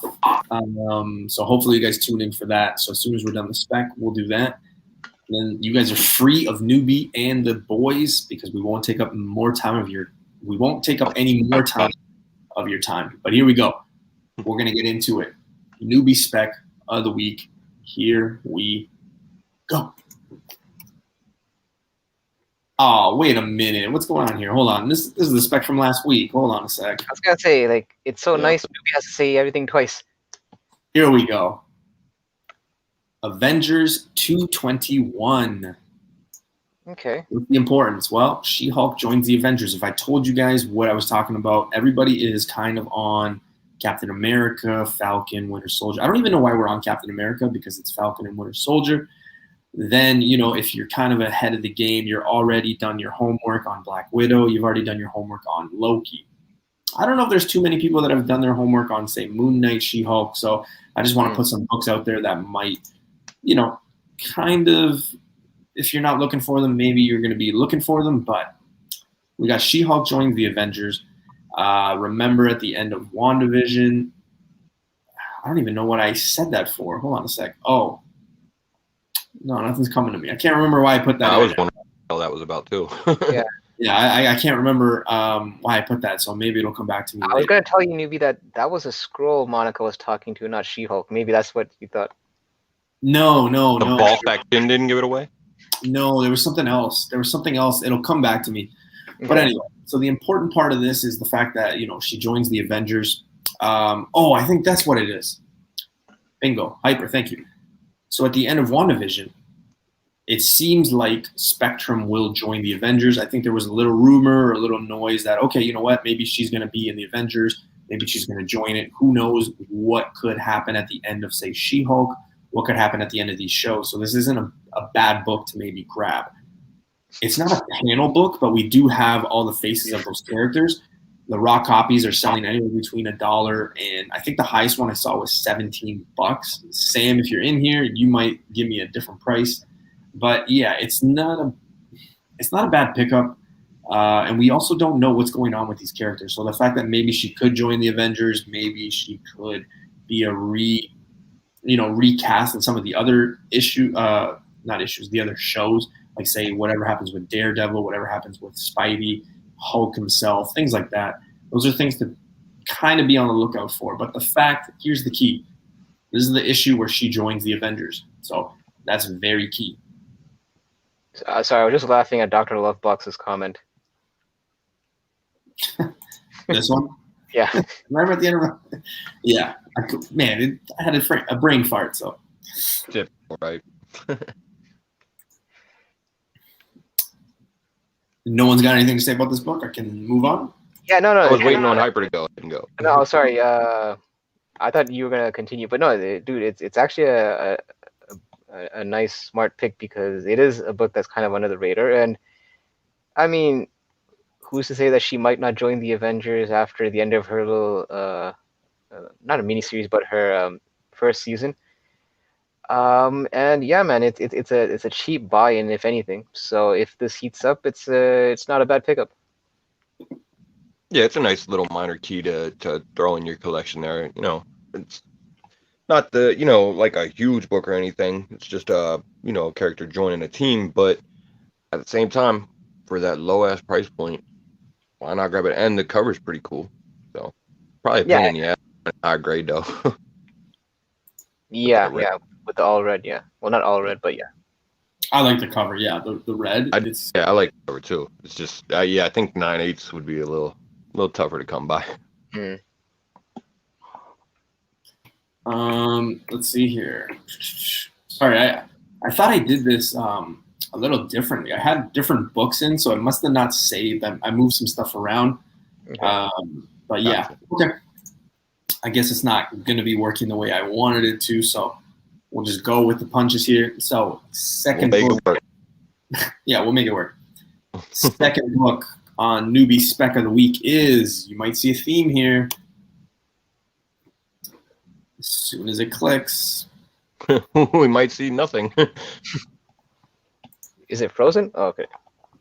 Is it that one? Yeah, right here. So we got Hulk 282. This one's a nice red cover. But look, red. Is that the theme? No, not even. So we got first team up of Hulk and She-Hulk. Yeah.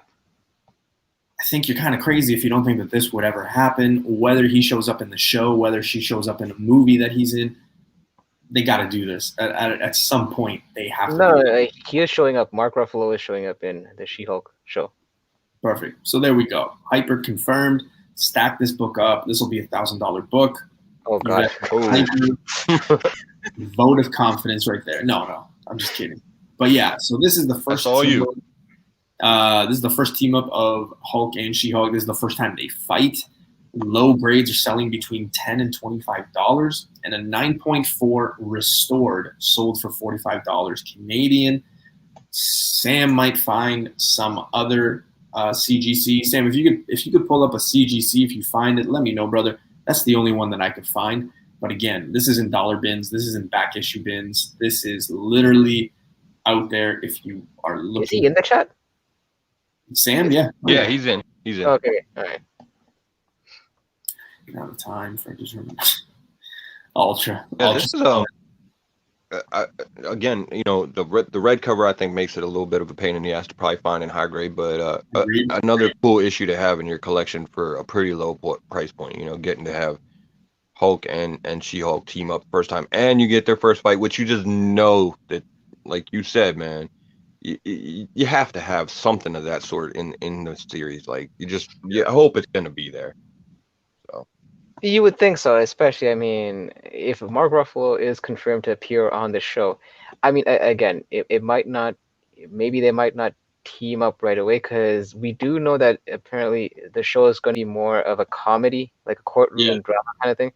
So who knows how much action is actually going to take place in the actual show itself.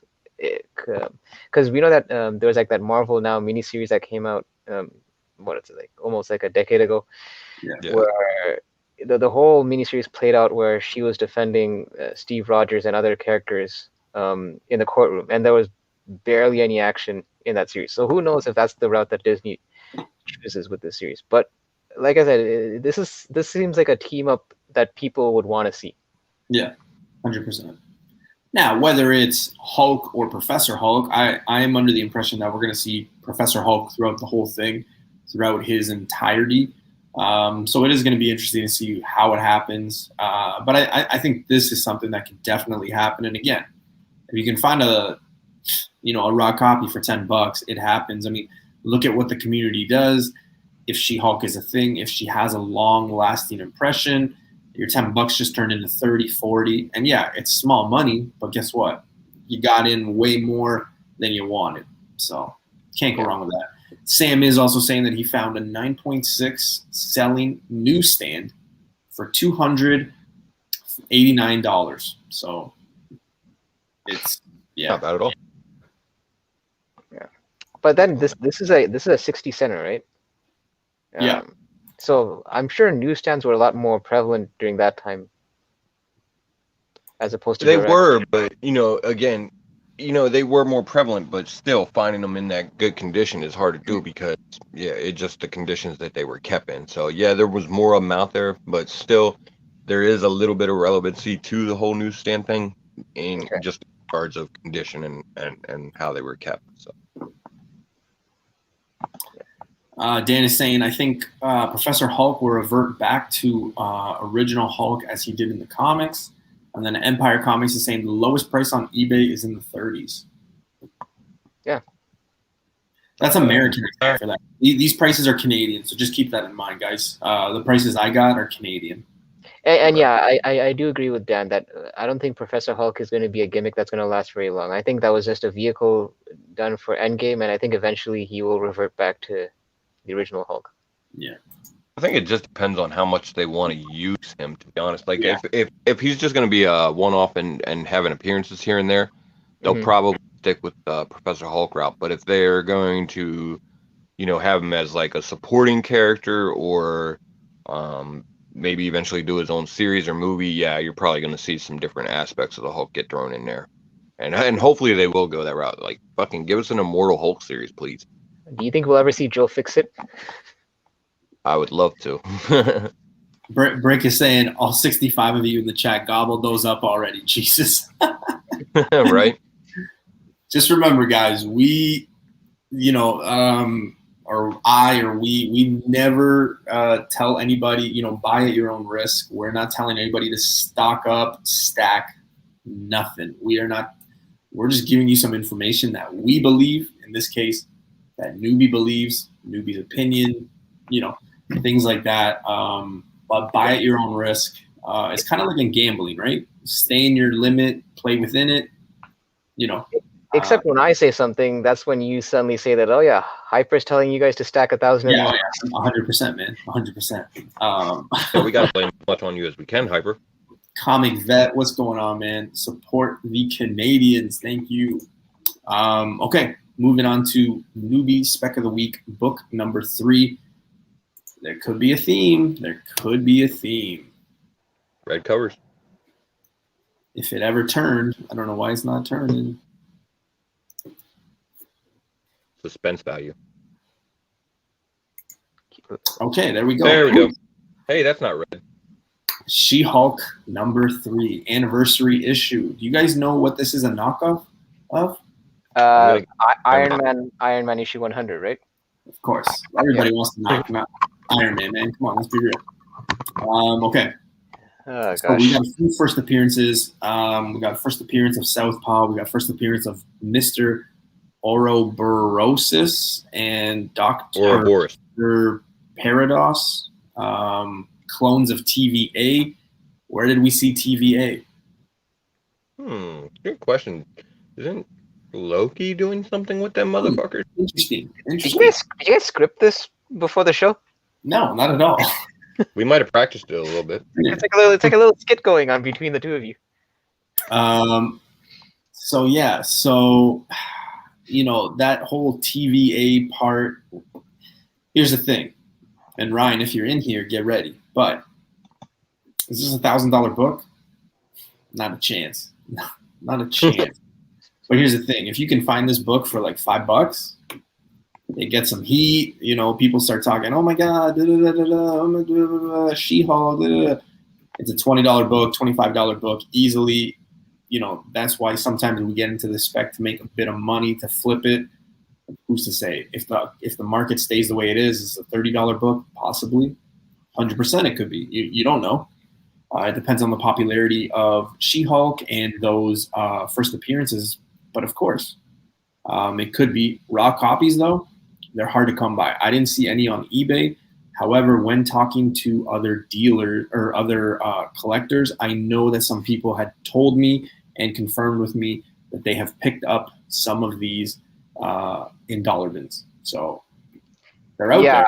I mean, I don't think a lot of people know like any of these first appearances for the most part. And yeah, this is probably one of those things that you might be able to find on an off chance in one of your back issue bins, for shops that actually have a large catalog of those. So, it might be worth checking it out because I don't think this is going to be like a wall book by any stretch at this point. Empire comments, every time I watch Newbie Spec, my bank account sends me an alert. Oh, man. I'm so sorry. Brick Boss. Yeah, it's probably not like Newbie said, it's not $1,000 book or anything. No. But again, you do get some nice little first appearances of characters that could have some relevance in the future. You never know. Maybe we'll see some of these guys show up with a TVA on the Loki series. Who knows? Yeah, and like Ultra's saying, overpriced books, they'll be listed. But guys, here's the thing: like and there's nothing wrong with, and I've said this, there's nothing wrong with speccing on what's going on. I've had this conversation with a lot of guys, a lot of people who spec and things like that. There's nothing wrong with speccing on what's happening right now. But here's the thing: you're late to the party. Like if you're trying to, like we just had the episode, but like next Friday already spec on what's happening. Like you're kind of already late to the party because people have already been specking on this for months, right? Like, so you got to be ahead of the game. So that's why I said, like if you're kind of specking on Falcon and Winter Soldier, you might be late to the party. If you're specking on Black Widow, you might be late to the party. Oh, and by the way, people are already on Loki, so you might, start looking at She-Hulk and stuff like that. So who knows? Who knows where this could lead, right? Newbie, sorry to cut you off, but like Ultra said, I actually did a quick search on eBay. Instead of putting She-Hulk 3, put She-Hulk 100, and you'll see the prices. They're selling for actually around $20 to $25. Oh shit! Okay, cool. He did say that. Yeah, let me just see what they actually sold for. Ultra. Newbie just made me buy this book.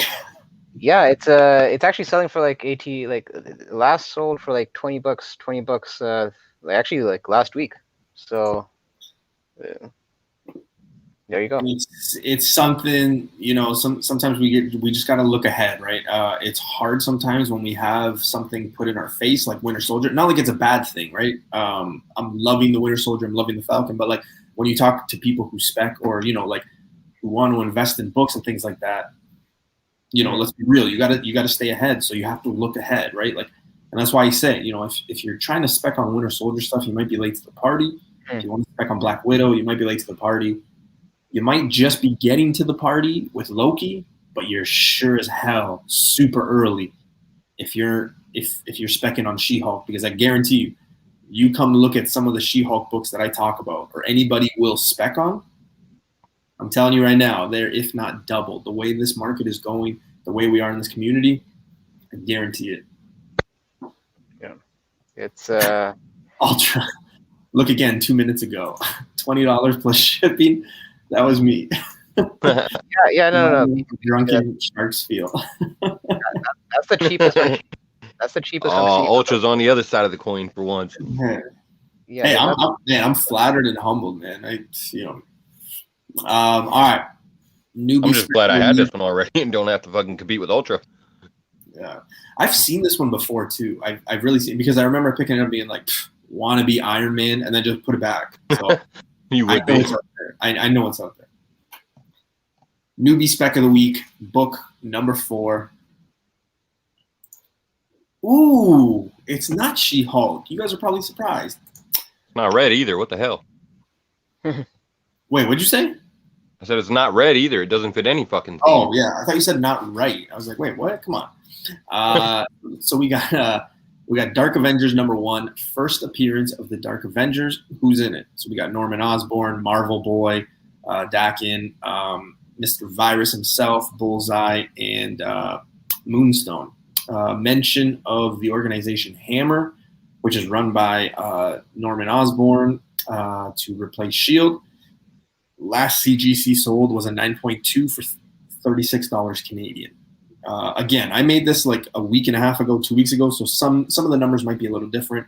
All the numbers are in Canadian, raw copies selling anywhere between $5 and $11. I'll update you on that one because I did see somebody paid $16.85, I think it was, at some point last week for that book. I really think that this is a dope book. The one thing that I hate is the fact that Norman Osborn, this is the first appearance of Iron Patriot, which is Norman Osborn. So, like, it is what it is. The thing is, though, I have a big belief in Marvel Boy. I think he's got a future. Moonstone, I also think that there's a future there. So when I put the two characters together, I'm like, you know what? This could be something. This could be something that a lot of people overlook. But for that price point of $5 to, let's say, $12, $15 Canadian, how can you go wrong with something that could have a bit of potential? Again, not saying it's a $1,000 book. I'm saying it's a $2,000 book. No, I'm just kidding. It's not a $2,000 book. But you know what I mean, right? Like, even if you buy in and the buy-in is so cheap that you could triple, quadruple your money, why not, right? It's not a bad book to pick up. And I will say this. This is, and actually Ultra just said it, but this is a book that I've passed up so many times where I'm like, you know what, I'll probably get it later. And I've been burned a few times, especially when Ultimate Fallout 4 comes to mind. That's been basically the I'll get it later book. Will this be Ultimate Fallout 4? No. But I kind of want to eliminate that, you know what, I'll get it later. So at the buy-in that it's in right now, it's not bad.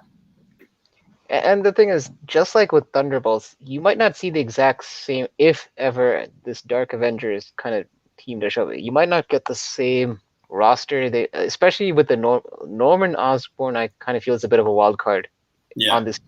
They could easily switch him up with someone else in that role. I'm drawing a blank who possibly could fill that role in the current MCU. Thunderbolt Raw? No, but if he's leading the Thunderbolts, potentially necessarily have to lead the Thunderbolts. He could lead Dark Avengers 2 also, or it's, there's a lot of ways they could do it. Yeah, that's a possibility. Yeah. But yeah, Justin. Because the fact that we haven't really seen Norman Osborn at all, like not even hinted at, he's probably the only character that I'm a bit it's like someone else might fill that role. Yeah. You know what's surprising is when you think of the Osborns, even Amazing Spider-Man 37 is just such an undervalued book. You're talking about the 37th issue, a 12 center, early Spider-Man, and it's such an undervalued book. Yeah. Ooh, Lovebox actually brought up a good name, Zemo. Yeah, Zemo would be a good one. I mean, I still think Justin Hammer fits it best, to be honest. But yeah, actually But Zemo did actually lead the Dark Avengers at one point in the comics, right? Or was Norman Osborn got way Thunderbolt. Thunderbolt. Okay, my bad. I like this issue for Spec. I've actually, ironically enough, I've picked up like 3 or 4 of these over the last probably month or two that I found in dollar bins. Just because, I like the team, I like the storyline, think it was a great story, and I would love to see it adapted in some way for the MCU at some point, and hopefully we'll get that. It, like you said, it's really cheap, and a lot of times you can find them in dollar bins still, and like that's why I've been picking them up. So, yeah. And yeah, Eric is saying, I don't think you'll get Osborn, but you might get Justin Hammer, hence the Hammer organization. Yeah. that would make sense. Ultra is saying Hammer will be in Armor Wars. Yeah, I've been saying that for a bit. I really do. Don't sleep on that Armor Wars. I think that even when they announced all that stuff, that one was one of the most slept on things. That one and no, I was gonna say Secret Invasion, but that one got a lot of hype. I think Secret Armor Wars rather. It didn't get a lot of respect and a lot of love. Don't sleep on that, man. Don't sleep on that. If they do it right, Armor Wars could be big, man. That could be people would love that shit. I mean, it's a lot of action. You got the robot suits or whatever. Essentially, it sort of gives a Transformers type of vibe or whatever. So yeah, and just like Anthony Mackie, I like Don Cheadle as an actor. So I think he'll also he can. I have no problem saying that he might be able to not. You know what? I'll say that he's the kind of actor that I could see carry that kind of series. Yeah, I could see it too, for sure. Yeah. All right. Final book. And guys, don't go anywhere after this because I do want to show off a book and I do want to let you guys know what is going on. But the final book, and again, because I thought I did this a certain way and I updated it, I don't know what the next book is. So we're going to find out together. So next book, final book, Newbie Spec of the Week is... Oh, shoot. Yeah. So I messed it up. All right. So we got Marvel Boy #1, first appearance of Novar. Raw copy selling anywhere between $20 and $35 Canadian. A 9.6 CGC was selling. That's the key word. Selling, not sold. Selling for $114. I've been saying it for a bit. I think this is a slipped-on character. Marvel Boy. It's not really the coolest name. It's not really the baddest name. But there's something there. I really do think that there's something there with this character, with this book. It's very slept on. Not a lot of people know exactly what the hell it is, what the character does. So yeah, definitely a book I would be on the lookout for. Do I dare say it's $1,000 book? I don't know. I don't Sorry, you know that 9.6 114? It actually did sell today. Oh, shoot, so I did it right. Okay, sweet. But it said sold or best offer, so we don't know if a best offer was taken or not. But okay, yeah. So that, and again, I did this 2 weeks ago, so it's probably been up there. The guy that bought it probably said, "Hey, man, this thing has been up for a few weeks. I'll give you this," and that's it. But this is not a bad buy-in. I don't think that this is a bad buy-in. Even a 9.6 at 114 or whatever the best offer was, double the money. I guarantee it's double the money when/if, or should I say if/when this character hits. I think that there's a future for this character. So I'm definitely looking for this book, trying to buy this book up. Yeah, he's got some potential. It looks like they want to have a future with Guardians of the Galaxy in the MCU, even beyond James Gunn's run on it. So, after he's finished with the third movie, there's potential there that we will see more of them under a different director or whatever. And, they're going to probably bring in some different characters to be on the team, and he's sort of like a next-gen character that kind of makes sense to show up there. So, yeah. Source Tiger, damn, Newbie got me spending that money. Tim, there is a Riri show. She's gonna have her own thing. It's called Ironheart. So different. However, they could be mixed up. Who knows? They could have an Easter egg or pair it up or join it. At this point, I think they did. Was it confirmed that she will appear in Armor Wars also? I don't know if it's confirmed.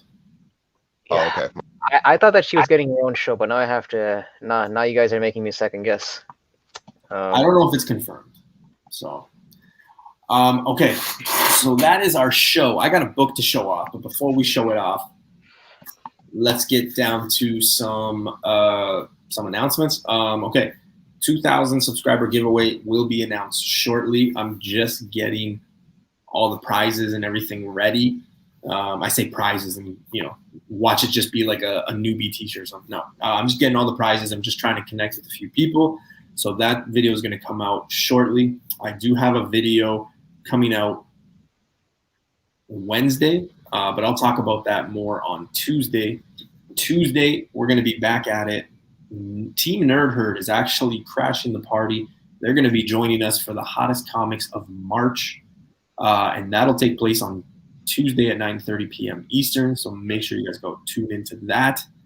If you guys don't know who Team Nerd Herd is, I suggest you watch. Solid dudes. So yeah, they're going to be crashing the party here on my channel and joining us.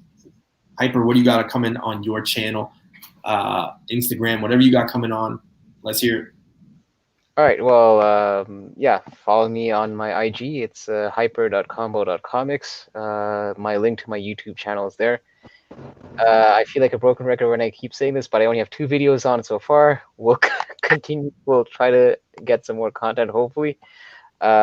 Still working with Face on a pilot show, I guess you could call it, that it still needs to be taken off the ground. So that's coming up. And yeah, like Newbie said, super stoked that Team Nerd Herd will be coming on for the first time on our show this coming Tuesday. And listen, Newbie, I'm gonna promote it even though it's 2 weeks in advance. Me and Newbie will be going back to the Tony. Hold on. Before you do it, hold on, because some people might not know what. Here we go. So hold on. So if you guys don't know, me and Hyper actually won 2 championships over the weekend. So. Look at the head swelling. Watch it inflate. You know what? Unfortunately, the belt has to come with me. So thanks for keeping it warm, and I'll hold it on.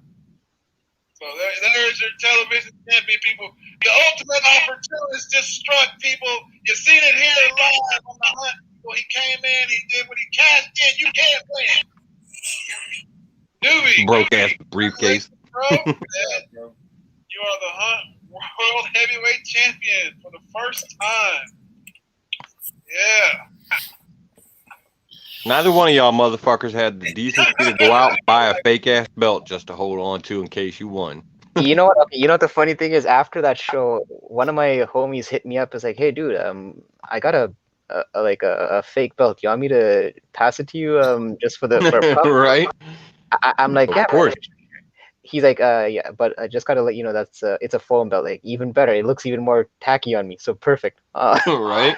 Listen, I think I'm battling Dustin from Two Brothers in 2 weeks' time, and I told him, I said, hey, the fire that I had or the books that I showed off in the last 2 weeks, I won't have when I go after you. So like, let's just have fun. So, but listen, I just want to say thank you to the guys that in our chat and our corner that came out and showed their support. For both me and Newbie on that show, and I'm just saying we're probably gonna need you guys to come through in 2 weeks. So we'll definitely be promoting it. And one more thing, I just want to end off before passing it off to Face. Newbie doesn't know this, but I'll also be throwing something on Newbie's 2,000 sub giveaway. Oh, yeah. Because hey, listen, man. This was a team thing, and I'm just as appreciative as you are for what the community has done to help us grow. So I haven't decided what I'm going to toss in yet, but I'll toss in something for the 2000 giveaway. Sweet, man. Hey, thank you so much. Yeah, we might do something where maybe it's like, so we could have multiple winners instead of just one winner. Yeah, for sure. So, yeah. Makes sense. For sure. So yeah, we'll definitely talk. We'll definitely talk. I haven't made the video. I was gonna wait. I think I'm at 1828, so I was gonna wait till reaching like 19 to actually put the video out. And like I said, you know, I was trying to get all the books and, you know, talk to different people, what they wanted to do. So, yeah, be on the lookout for that. But yeah, this is the first I'm hearing about it. So yeah. Well, I figured I'd surprise you live. Andres, I'll drop the link to the channel on the chat. So you guys. It's Tony Sanders' channel, but yeah, he'll drop the link. All right. And before I show off this book, Face, what do you got coming on? What's happening on your channel, sir? Well, first of all, I mean, if Hyper is going to throw in on it, I guess I'll just go ahead and have to contribute too, because, you know, that's just the way we roll. So I guess I'll have something to throw in on a little 2,000 subscriber giveaway as well. So we can give out more prizes to more people. Because why not? So I appreciate that, man. That's dope. Thank you. Hey, no problem. But, you know, yeah, like, you know, the broken record's still going on, like Hyper was saying. We're still working on, you know, getting our show together and everything like that. And I'm actually getting together with Mr. Key Issues on some of the more technical aspects that I will need to employ to bring you said show in the future. So, yeah, you know, it's just taking a little bit of prep time, but even Batman needs some. So, hey, fuck it. And I do want to say, you know, our fourth musketeer, our fourth amigo, he's got to get up super early for work. So I don't blame him for not being here. This show starts at 9:30 Eastern. He's got to wake up at 3 a.m. Eastern. So a little early. He's got things to take care of. But I do know that Mr. Key Issues has got a few videos in mind. He's got a few books he's going to show off. When and where, I don't know. When I find out, I will let you guys know. So just make sure you guys go check out the fourth amigo, the fourth musketeer, Mr. Key Issues, because he is part of this family. And, you know, just because he's not here doesn't mean he's not a part of this. He is definitely a part of this. So big shout outs to him. If you don't know who Key Issues is, he's just this dude that just doesn't believe in sleeves. It's always muscle shirts. So, yeah, definitely check him out. Well, you know, sleeves are overrated. Yeah, especially in Canada. Yeah. Oh, wow. Newbie, check out what Azores just dropped in the comment. Whoa. Wow. Hey, nice. Man, awesome. Thanks, listen, man. I'm going to be honest with you. Like, that wasn't scripted. I didn't know Hyper was doing anything. I didn't know Face was doing anything. So, hey, it just comes together sometimes. Wow. Thank you so much, man. Yeah. He just did a giveaway himself yesterday on the Spine Tick show. So, jeez. Hey, I'm appreciative, man. I'm really appreciative. So, thank you so much. And you guys know, Spine Ticks, I've told Sith this. I think I told Soares this. They're family here, affiliated. I got their back. They got ours. It's a family here. They're a part of it. So big shout outs to them. I'm always supporting them. All right, I'll end with this. The big book that I want to show off to you guys. And no, it wasn't from my comic shop. I just put it in here. I will tell you this right now. I took this book to work the last 2 days because I didn't want it out of my sight.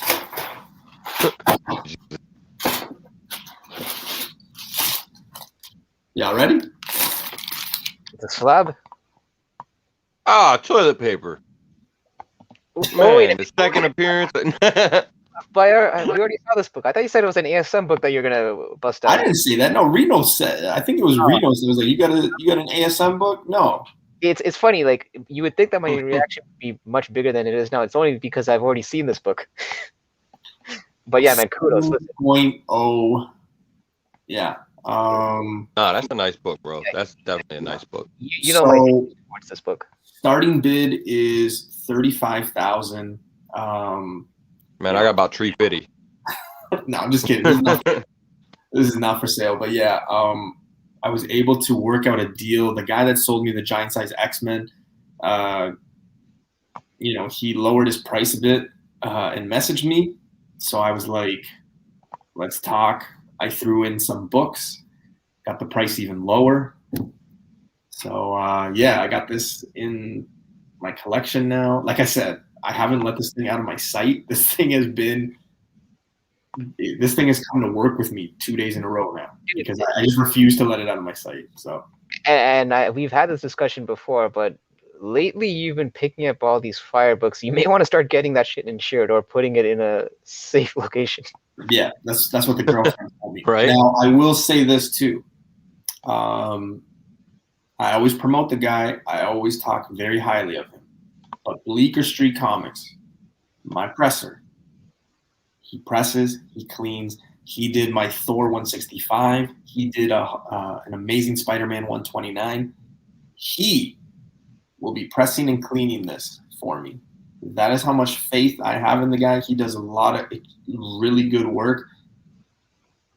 I preach what the people that I believe in. So if you are in this area, it might be easier if you're in Southern Ontario, but definitely send your books to Bleecker Street. The guy does phenomenal work.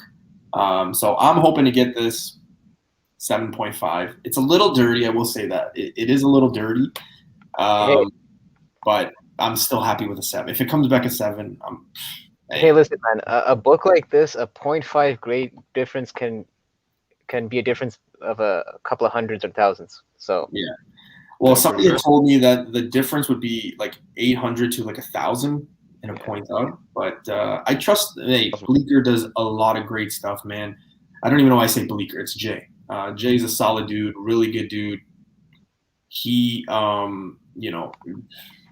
stresses more than me. When I've ever sent him books, he stresses more than me. He's like, Newbie, I got to do it again, I want to do this because dude, the guy cares, and that's the most important. He cares, and he wants everybody to have really good books. So that's where I'm sending it. So yeah, so I'm sending this. It's a 7.0. I'm hoping to get a 7.5, maybe higher. Definitely doesn't need a press. It definitely needs a clean though. But we'll see. But I think like Face mentioned this in the private chat. If you're gonna get a clean, you might as well press it at the same time. Yeah. Oh yeah. Yeah. So yeah. So that's it for the show. I want to thank everybody for tuning in. I know it's late. I know it's Sunday. You guys will see us back at it on Tuesday. And I'll leave you with this. Make sure you guys go support everybody in the chat, sub our people in the panel, and search because those books are out there.